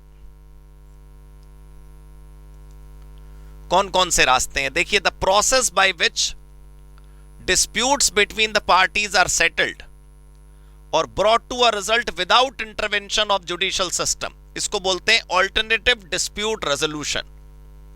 हम एक प्रकार से यूं कह लो कि एक न्यूट्रल थर्ड पार्टी बिठा देते हैं। एक न्यूट्रल चौधरी साहब बिठा दिए हमने, और हमने बोला चौधरी साहब नहीं, आप बताओ मेरी क्या गलती, इसने मेरे साथ ऐसे करा। चौधरी साहब उससे पूछेंगे, हाँ बेटा क्या करा बता, वो ऐसे होगा बस। That's the system. समझे सर आप? चलो, अब इसके अलग अलग मोड्स हैं। Mode of alternate dispute resolution. Alternate dispute resolution जो है वो क्या है? अलग अलग रास्ते जो मैंने तुमसे कहा वो क्या है? एक है आर्बिट्रेशन। इसका तो कानून भी है हमारे देश में। आर्बिट्रेशन की ट्रिब्यूनल है हमारे देश में। थोड़ा सा अदालत वाला सीन नहीं होता, अदालत जैसा होता है लेकिन अदालत वाली फील नहीं आती उसमें। ट्रिब्यूनल में एक प्रिसाइडिंग ऑफिसर टाइप, अध्यक्ष टाइप बैठा होता है, वो बिल्कुल जज की तरह सुन रहा होता है सारी बातें, लेकिन वो जज वाली फील नहीं देता, कटघरा नहीं होता, प्रॉपर कुर्सी, आराम से चैम्बर में बैठ सकते हैं, बिना वकील साहब के हम डिस्कशन कर सकते हैं, अपनी बातें सामने रख सकते हैं, एक मध्यस्थ के रूप में वो बैठा होता है। The dispute is submitted to an arbitral tribunal which makes a decision, उसको अवार्ड बोलते हैं, और वो बाइंडिंग होता है भाई, क्योंकि अदालतों में लेके जाएंगे कहां आप, डिस्प्यूट्स लेकर कहां जाएंगे, सोचने की बात है। कंसीलिएशन क्या है? कंसीलिएशन सबसे पहले तो ये समझ लो, ये वो नहीं है, बाइंडिंग नहीं है अपने ऊपर, नॉन बाइंडिंग है। जरूरी नहीं है कि जो कंसीलिएशन करने के लिए हमने चौधरी साहब बिठाए उनकी बात हमें माननी पड़े। एक थर्ड पार्टी कंसीलिएटर को हम बिठाते हैं, वो म्यूचुअली अग्री करता है दोनों पक्षों को, हाँ, लेकिन उसका दिया गया जो सुझाव है वो हम माने ना माने हमारे ऊपर। यूं समझ लो कि हमने बीच में एक सरपंच बिठाया है, वो फैसला नहीं सुना सकता, वो सलाह दे सकता है, वो सुझाव दे सकता है कि देखो तुम्हारा झगड़ा ऐसे निपट सकता है, मैं ये कह रहा हूं। अब दोनों पक्षों को उनका सुझाव मंजूर हो तो बात खत्म, अदालत नहीं जाना पड़ेगा, और नहीं पसंद आ रही तो भाई क्या कर सकते हैं, ठीक, parties are free to decide to accept और रिजेक्ट। मीडिएशन में क्या होता है सर? मीडिएशन में ना हम बीच में जिस सरपंच को बिठाते हैं वो कोई फैसला नहीं सुनाता। मीडिएशन में हम केवल और केवल एक ऐसे व्यक्ति को बिठाते हैं जिसके सामने हम दोनों लड़ेंगे तो थोड़ी सीमाओं में रह के लड़ेंगे। यूं समझ लो कि जैसे चौधरी साहब कह रहे हैं तुम दोनों अपनी बातें करो, मेरे सामने करो, मैं देखूं कौन किस पर अटैक करता। हाँ भाई तो तेरे साथ क्या हुआ बता, हाँ भाई तू क्या बता रहा बता। तो दोनों लोग आपस में अपना डिस्कशन कर रहे हैं, डिस्प्यूट कर रहे हैं, दोनों बहस कर रहे हैं, बस चौधरी साहब बैठे हुए हैं, मध्यस्थ बैठा हुआ रेफरी की तरह, ताकि इनके बीच युद्ध हो तो थोड़ा रोक ले, कहीं ऐसा ना हो कि बॉक्सिंग ये आखिरी हो इनके मैचेस की। देखो, an impartial person called a mediator helps the parties to reach a resolution. The mediator does not decide but help communicate. उनको बोलने का एक रास्ता बनवा देता है मीडिएटर। लोक अदालत क्या है मैं आपको बताऊं, एक सरकार के द्वारा स्थापित एक जुडिशियल ऑफिसर बैठते हैं और जिन दो पक्षों के बीच में डिस्प्यूट है वो उनका डिस्प्यूट खत्म कर देते हैं फास्ट ट्रैक मोड में। जैसे मान लो ट्रैफिक के बहुत सारे चालान इकट्ठे हो गए, या बिजली के बिल गलत सलत आए, ऐसे झगड़े बहुत लंबी लिस्ट हो गई, तो एक दिन लोक अदालत लगेगी और ट्रैफिक के सारे मामले निपटा दिए जाएंगे फटाफट। हाँ भाई कितना क्या मतलब, क्यों तुम हेलमेट क्यों नहीं लगाते हो, इन्होंने लगाई थी ना हेलमेट, हाँ क्यों, कितने रुपए का चालान है 3000 का, हाँ भाई चलो 300 रुपए दे दो निपटाओ। ऐसे करके ना जल्दी मामला निपटता। लोक अदालत है, पीपल्स कोर्ट बोलते हैं इसको। देखो, लोक अदालत और people court comprises a forum which facilitates negotiations in the process of in the presence of a judicial officer। जो भी ऑर्डर लोक अदालत का होता है वो फाइनल होता है। और एक बहुत बड़ी बात आपको बताऊं, आपको जानकर हैरानी होगी कि इसकी अपील नहीं होती है। फिर फास्ट ट्रैक रहा कहां भाई? अगर फास्ट ट्रैक ही नहीं रखना तो फायदा क्या? हमें तो फास्ट ट्रैक रखना है ना। तो लोक अदालत का फैसला अंतिम होता है, उसके आगे मामले नहीं बढ़ते। Important provisions related to ADR में पता है क्या है? जैसे हम ऑल्टरनेट रेमेडी ले आए, हम वैकल्पिक रास्ता ले आए, हम अदालत जाए बिना मामला सुलझा पाए, ये कैसे संभव है? ये कानून में ही तो लिखा होगा ना कि ये कर सकते हो। तो ये कौन से कानूनों में लिखा? इन दो कानूनों में। आर्बिट्रेशन एंड कंसिलिएशन एक्ट है 96 का हमारे देश में, और लीगल सर्विसेज अथॉरिटी एक्ट है 87 का हमारे देश में। इसमें लिखा है कि ये सब आप कर सकते हैं। और आप खुद सोचो कि court in India are already burdened by a huge backlog of cases, so many statutory provisions make mediation compulsory. कई कानूनों में लिखा है कि आप मध्यस्थता करवाओ। उसकी लिस्ट उदाहरण स्वरूप मैं लेकर आया हूं, देखो, और सेक्शन नंबर के साथ लेकर आया हूं। तुमने नहीं रटने, मैं तो बस एविडेंस दिखा रहा हूं आपको। देखो, इंडस्ट्रियल डिस्प्यूट एक्ट में लिखा है सेक्शन 4 में कि मीडिएशन अपनाओ। कोड ऑफ सिविल प्रोसीजर 1908 में लिखा है कि मीडिएशन अपनाओ। कंपनी लॉ में सेक्शन 442 में लिखा है कि मीडिएशन अपनाओ। माइक्रो स्मॉल और मीडियम एंटरप्राइज डेवलपमेंट का जो कानून है सेक्शन 18 में लिखा है कि मीडिएशन अपनाओ। Real estate regulation and development कानून के सेक्शन 32 में लिखा है कि मीडिएशन अपनाओ। Commercial court act, consumer protection act, इन सब में यह लिखा है कि अदालत जाने से पहले मीडिएशन अपनाओ और कंपलसरी अपनाओ। सर अदालत जाकर अपना भी समय खराब, सामने वाले का भी, अपना पैसा भी सामने वाले का भी, अपनी इज्जत उछली, सामने वाले की भी उछली, हेडलाइन बनेगी, जितना मशहूर आप उतनी बड़ी। तो क्या जरूरत क्या है यार खबर बनने की है? अदालत के बाहर सेटलमेंट हो सकता है तो क्यों ना करें? ऑल्टरनेट डिस्प्यूट रेजोल्यूशन का फायदा क्या है? बड़े फायदे यहां पर लिखे हैं, मैं तो आपको बहुत देर से बता रहा हूं। कम समय लगता है और कम पैसे लगते हैं। सबसे बढ़िया इफेक्टिव डिसीजन होता है, बिना अदालत जाए मामले निपट जाए। इससे बढ़िया और क्या चीज है? सोचो, इससे बाहर और क्या प्राप्त होगा आपको, ये बताओ। समझ में आया? कुछ खुशी हुई? ऑल्टरनेट डिस्प्यूट रेजोल्यूशन जो है दोस्तों वही अच्छे हैं। झगड़े करके और लड़ाई करके आदमी सफल नहीं हो सकता। We have to understand that we are humans, है ना, we are not fighter planes. चलो अब है रेगुलेटरी बॉडीज इन इंडिया। देखो रेगुलेटरी बॉडीज के बारे में मैं आपको बताऊं, ये भी कोई अदालत से कम नहीं है और ये भी कोई संसद से कम नहीं है। हमारे देश में अलग अलग इंडस्ट्रीज को कंट्रोल में रखने के लिए, वहां पर कोई फ्रॉडुलेंट एक्टिविटी ना हो, वहां पर कोई इलीगल एक्टिविटीज ना हो, वहां पर सब कुछ रूल के हिसाब से चले, उसके लिए हमारे देश में रेगुलेटर्स हैं। जैसे टेलीकॉम इंडस्ट्री के लिए आपने सुना होगा telecom regulatory authority of India, try. आपने देखा होगा राष्ट्रीय राजमार्ग जो बनते हैं, national highways authority of India, NHAI। आपने सुना होगा बैंकों को गवर्न करने वाला रिजर्व बैंक ऑफ इंडिया। आपने सुना होगा शेयर मार्केट को कंट्रोल करने वाली होती है SEBI, securities and exchange board of India. ऐसी संस्थाएं हमारे देश में हैं जो अपनी अपनी इंडस्ट्री के लिए रूल बनाने के लिए स्वतंत्र हैं, नियम बनाने के लिए वो इंडिपेंडेंट है, और जो नियम फॉलो नहीं करेगा उसकी सजा सुनाने के लिए भी वो इंडिपेंडेंट है।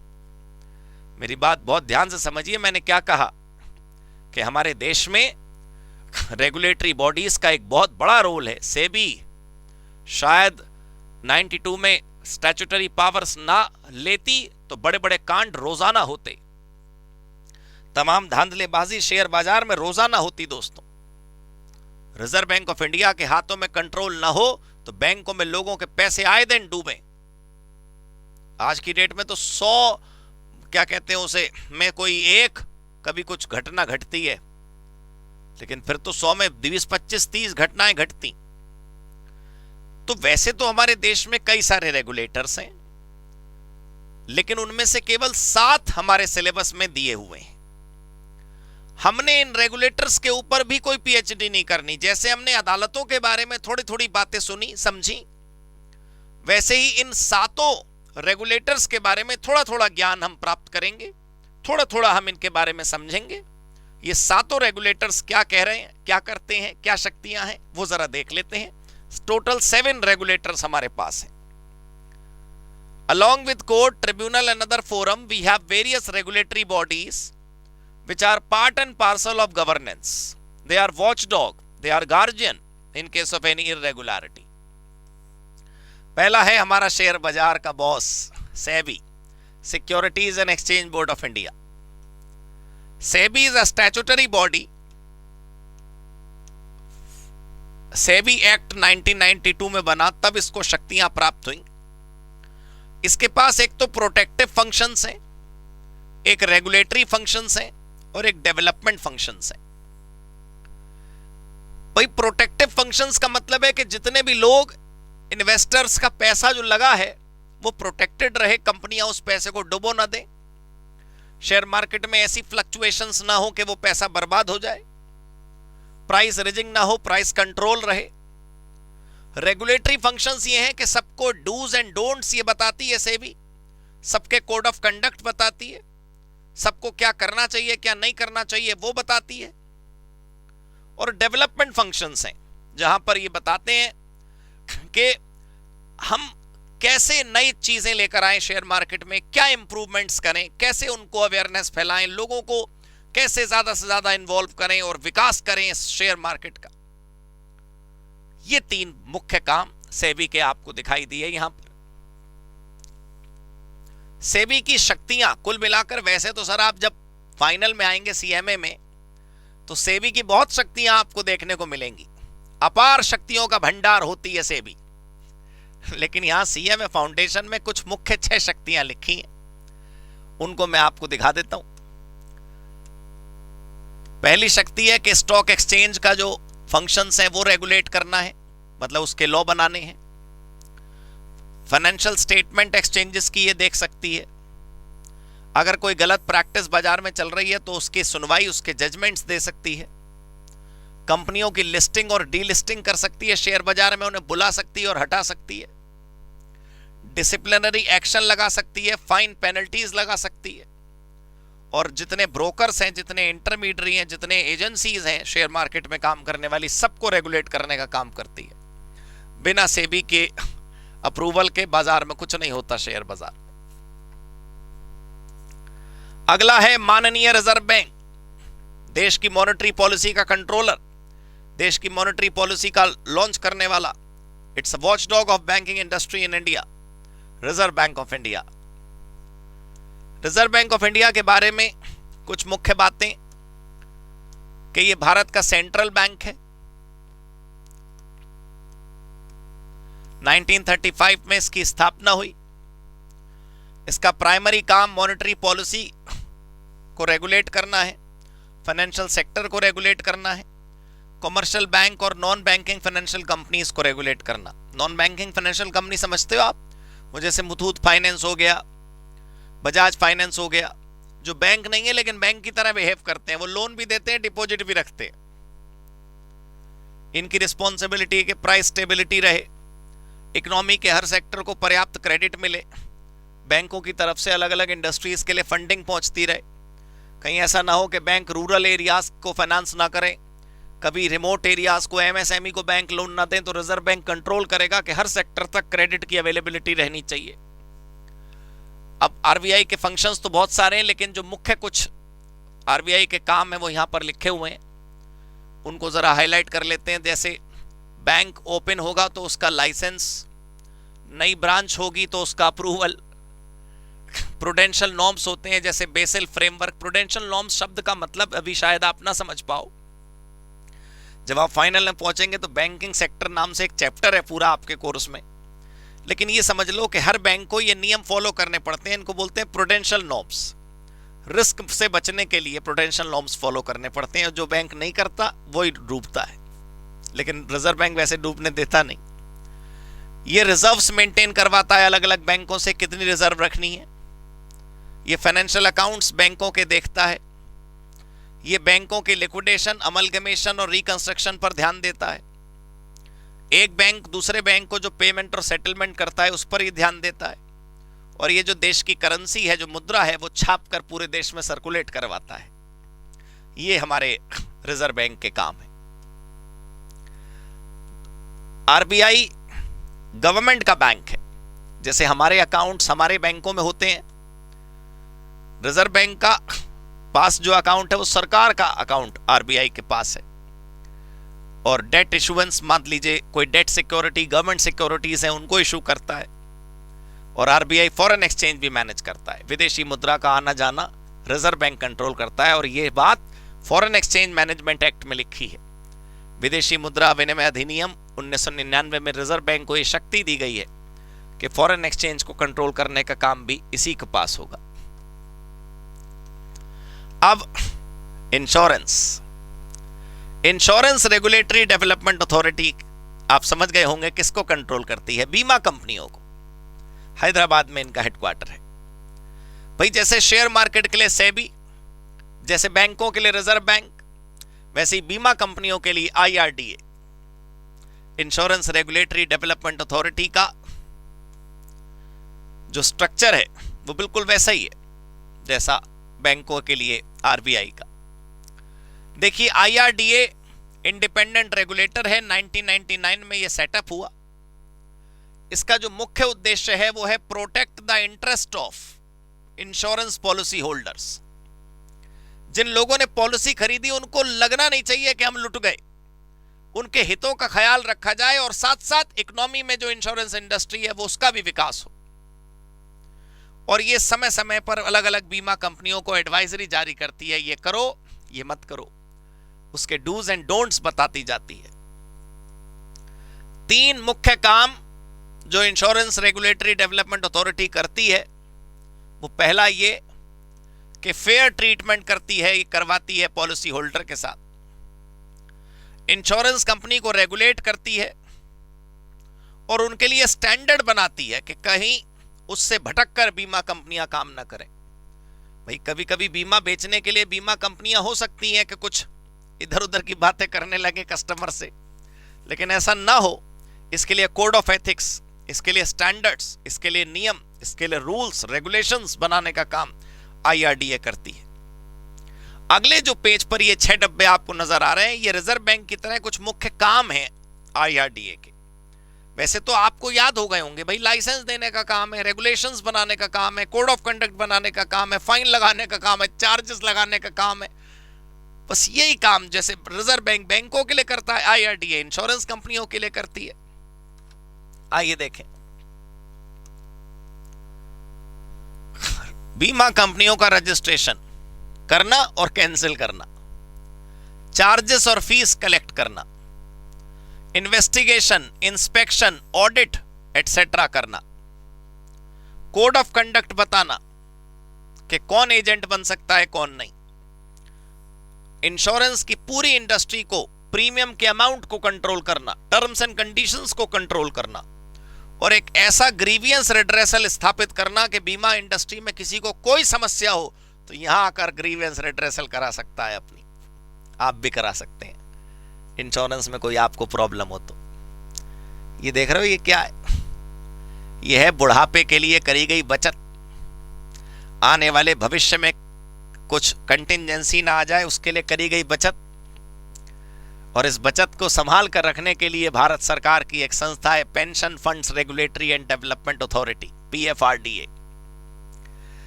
पहले तो ये सिर्फ सरकारी पेंशन संभालती थी, अब तो आप जानते होंगे नेशनल पेंशन सिस्टम हमारे देश में है, एनपीएस।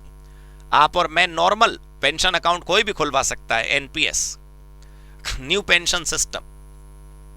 तो लोग जो पेंशन अकाउंट खुलवाते हैं उसमें हर महीने कुछ ना कुछ पैसे जमा करते हैं जो उन्हें 60 साल के बाद पेंशन के रूप में मिलेगा। तो उस पैसे को संभाल के रखने वाला भी तो कोई चाहिए। कौन है वो? Pension fund regulatory development authority. और इनकी अपनी एक डिवीजन है CRA, central record keeping agency. वो हिसाब किताब रखती है लाला जी के कितने पैसे आ गए और लाला जी के कितने पैसे चले गए। देखो आप, हो सकता है इसके बारे में आपने कभी ना सुना हो, लेकिन जो अब तक नहीं सुना वही तो सुनाने आए हैं। ये देखिए आप, pension fund regulatory and development authority is a statutory body. 2013 में ये बनी। ये पूरी की पूरी पेंशन इंडस्ट्री का रेगुलेटर है। शुरू में केवल गवर्नमेंट सेक्टर में कवर होता था, लेकिन अब ये प्राइवेट सेक्टर पे भी अप्लाई होता है। इसके मेजर ऑब्जेक्टिव्स क्या हैं? To provide income security to the old age. हमारे देश का जो नेशनल पेंशन सिस्टम है वो यही संभालता है। हमारे देश में इसकी एक एजेंसी है, इसका एक डिपार्टमेंट है, सेंट्रल रिकॉर्ड कीपिंग एजेंसी। इसके पास रिकॉर्ड रहता है कि किसकी कितनी पेंशन जमा हुई और किसकी कितनी पेंशन बनी। देखो भाई, आप एम्प्लॉय नहीं भी हो, मान लो आप सेल्फ एम्प्लॉयड हो, ये आपका बिजनेस है, तो भी तो आपको हो सकता है पेंशन की आवश्यकता पड़े। आप अपने जीवन भर बचत करिए और बचत इनको दे दीजिए। ये आपकी बचत से और बचत करेंगे और आपको इंटरेस्ट के साथ पैसे वापस करेंगे जब आपको चाहिए होंगे रेगुलरली। सो नाउ, इनके कुछ मुख्य काम हैं पेंशन अथॉरिटी के। पेंशन अथॉरिटी के मुख्य काम देख लेते हैं। इंक्वायरी इन्वेस्टिगेशन करती है, पब्लिक अवेयरनेस इंक्रीज करवाती है, कोई डिस्प्यूट हो जाए तो उसको सॉल्व करती है, कोई एजेंट का हो रजिस्ट्रेशन करती है, सबका इंटरेस्ट प्रोटेक्ट करती है, गाइडलाइंस बताती है, कोड ऑफ कंडक्ट बताती है। यही जो मेजर काम होते हैं।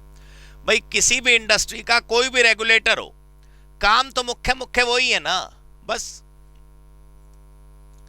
ये है अब association of mutual fund in India, Hindustan में म्यूचुअल फंड संभालने वाली संस्था।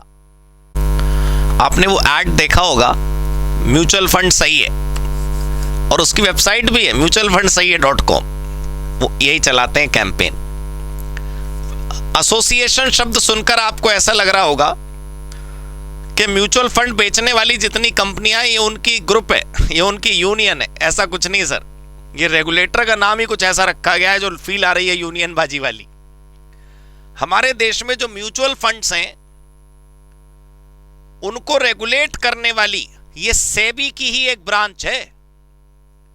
आपने देखा ना कि शेयर मार्केट को रेगुलेट करती है सेबी, उस सेबी का ही एक यूनिट है, एक डिवीजन है association of mutual fund in India, AMFI।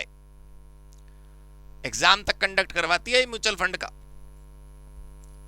जैसे शेयर बाजार में शेयर के भाव डिस्प्ले होते रहते हैं ना टेलीविजन पर, इनकी वेबसाइट पे ये म्यूचुअल फंड की नेट एसेट वैल्यू दिखाते रहते हैं। जैसे शेयर का प्राइस होता है वैसे ही म्यूचुअल फंड की NAV होती है, नेट एसेट वैल्यू। आज की डेट में इसकी वैल्यू क्या है, तो जिसकी NAV ज्यादा होती है यू कैन इन्वेस्ट, राइट, और अकॉर्डिंगली आप डिसाइड कर सकते हो। तो they are trying to create good transparency.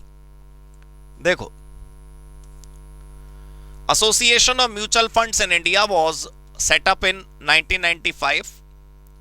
It's a non-for-profit organization. It's a regulatory and development body. It works under SEBI, Ministry of Finance.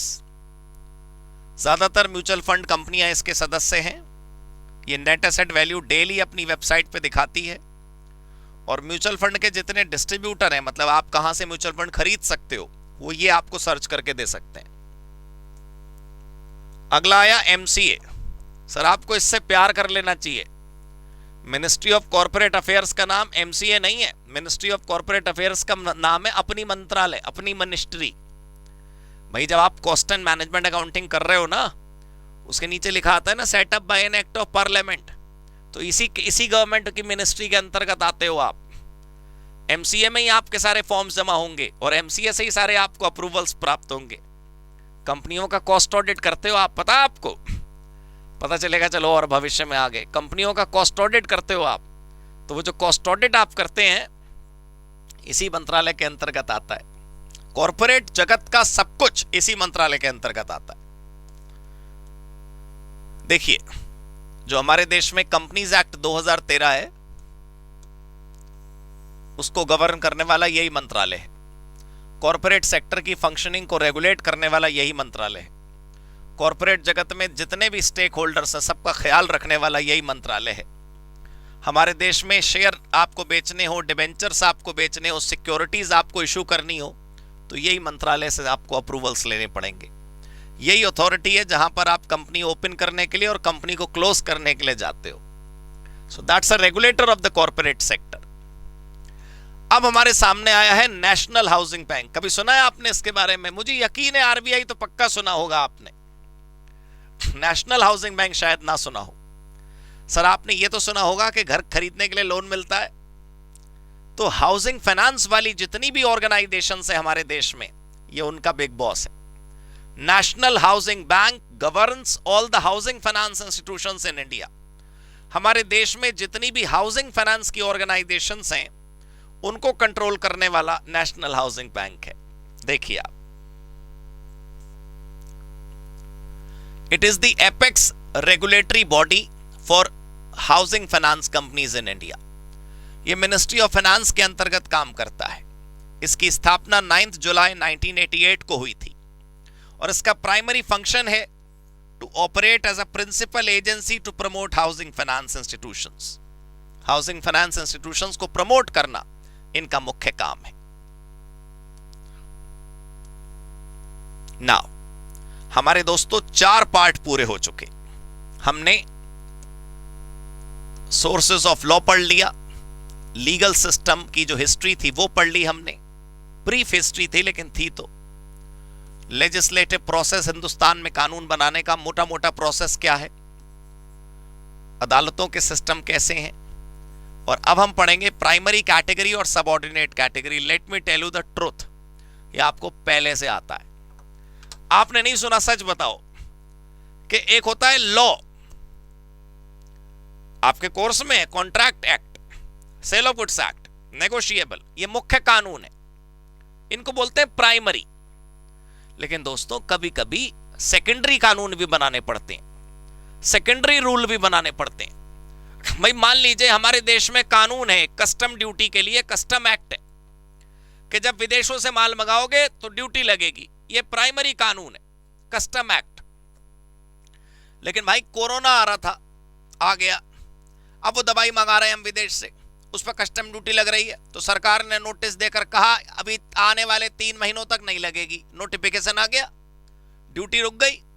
तो वो प्राइमरी कानून नहीं है, प्राइमरी कानून को रोकने वाला सेकेंडरी नोटिफिकेशन है। अरे बस 5वें हिस्से में दोस्तों ये पढ़ना है अपने को कि कानून के 2 लेवल्स हैं। जो मेन लॉ होता है उसे बोलते हैं प्राइमरी, और उसके सपोर्ट में कभी कभी रूल आता रहता है, नोटिफिकेशन आता रहता है, समय समय पर बदलाव नहीं होते रहते छोटे छोटे, वो सबऑर्डिनेट लेजिस्लेशन। अब बात खत्म। देखो आप, बहुत सिंपल है 5वां हिस्सा, 5वें हिस्से में ज्यादा कुछ नहीं है। देखिए प्राइमरी वाला क्या है, इट इज द लॉ जो सीधे संविधान की शक्तियों के हिसाब से बनता है, जैसे एक्ट बनता है वो कानून के हिसाब से बन रहा है। और जो प्रेसिडेंट और गवर्नर को ऑर्डिनेंस बनाने की शक्ति है 6 महीने वाली, वो भी प्राइमरी लॉ है। भाई राष्ट्रपति बना रहा है, प्राइमरी नहीं होगा तो सेकेंडरी होगा। लेकिन इसके साथ साथ समय समय पर ना ग्रास रूट लेवल पर नियमों की जरूरत पड़ती है। भाई आप मुझे बताइए ईमानदारी से, किसी इलाके में कानून में लिखा है कि किसी इलाके में कोई भी आप कार्य करना चाहते हो, किसी इलाके में मान लो आप कोई भी सांस्कृतिक, राजनीतिक कोई प्रोग्राम आप करना चाहते हो तो आप कर सकते हैं, आप स्वतंत्र है, संविधान में लिखा है। लेकिन शहर का मजिस्ट्रेट कह रहा है वहां दंगे होने का खतरा है, यहां पर जुलूस नहीं निकलेगा, मैं मना कर रहा हूं, तो भाई वो उसके इलाके का काम है। ग्रास रूट लेवल पर पार्लियामेंट थोड़ी देखेगी इलाके में कैसे लॉ एंड ऑर्डर मेंटेन करने के लिए रूल बनाना पड़ रहा है, सर्दियां ज्यादा हैं, छुट्टी हो गई स्कूलों की। ये जो ग्रास रूट लेवल पर नियम बनाने पड़ते हैं उसको बोलते हैं सबऑर्डिनेट लेजिस्लेशन। देखो कोई बाई लॉ, कोई रूल, रेगुलेशन, नोटिफिकेशन, कस्टम, परंपराएं, हमारे जमीनी हकीकत को ध्यान में रखते हुए जिन नियमों को बनाना पड़ता है, तो हो गए प्राइमरी सबऑर्डिनेट भी। थैंक यू कहने से पहले मैं आपको कुछ बताना चाहता हूं दोस्तों, इंस्टीट्यूट की किताब के इस चैप्टर के बाद कुछ एमसीक्यूज हैं, कुछ छोटे छोटे क्वेश्चंस हैं, उनको जरूर प्रैक्टिस करिएगा, उनको जरूर आप करके देखिएगा, और आंसर्स वहां लिखे हुए हैं, और प्रिपरेशन आपकी पूरी हो जाएगी। 10% का ये चैप्टर है, और फिर मैं और आप दूर थोड़ी हैं। आपको जब आवश्यकता लगे आप मुझे रीच आउट करें, आपको नंबर दिया गया होगा डाउट का, आराम से पूछिए क्या पूछना चाहते हैं आप, क्या समझ नहीं आ रहा आपको। लेकिन पढ़िए, पढ़ते रहेंगे तो आगे बढ़ते रहेंगे। सीएमए की जर्नी में आप सबका स्वागत, और हम सब आपके साथ हमेशा हैं। Thank you so much, god bless you, good bye.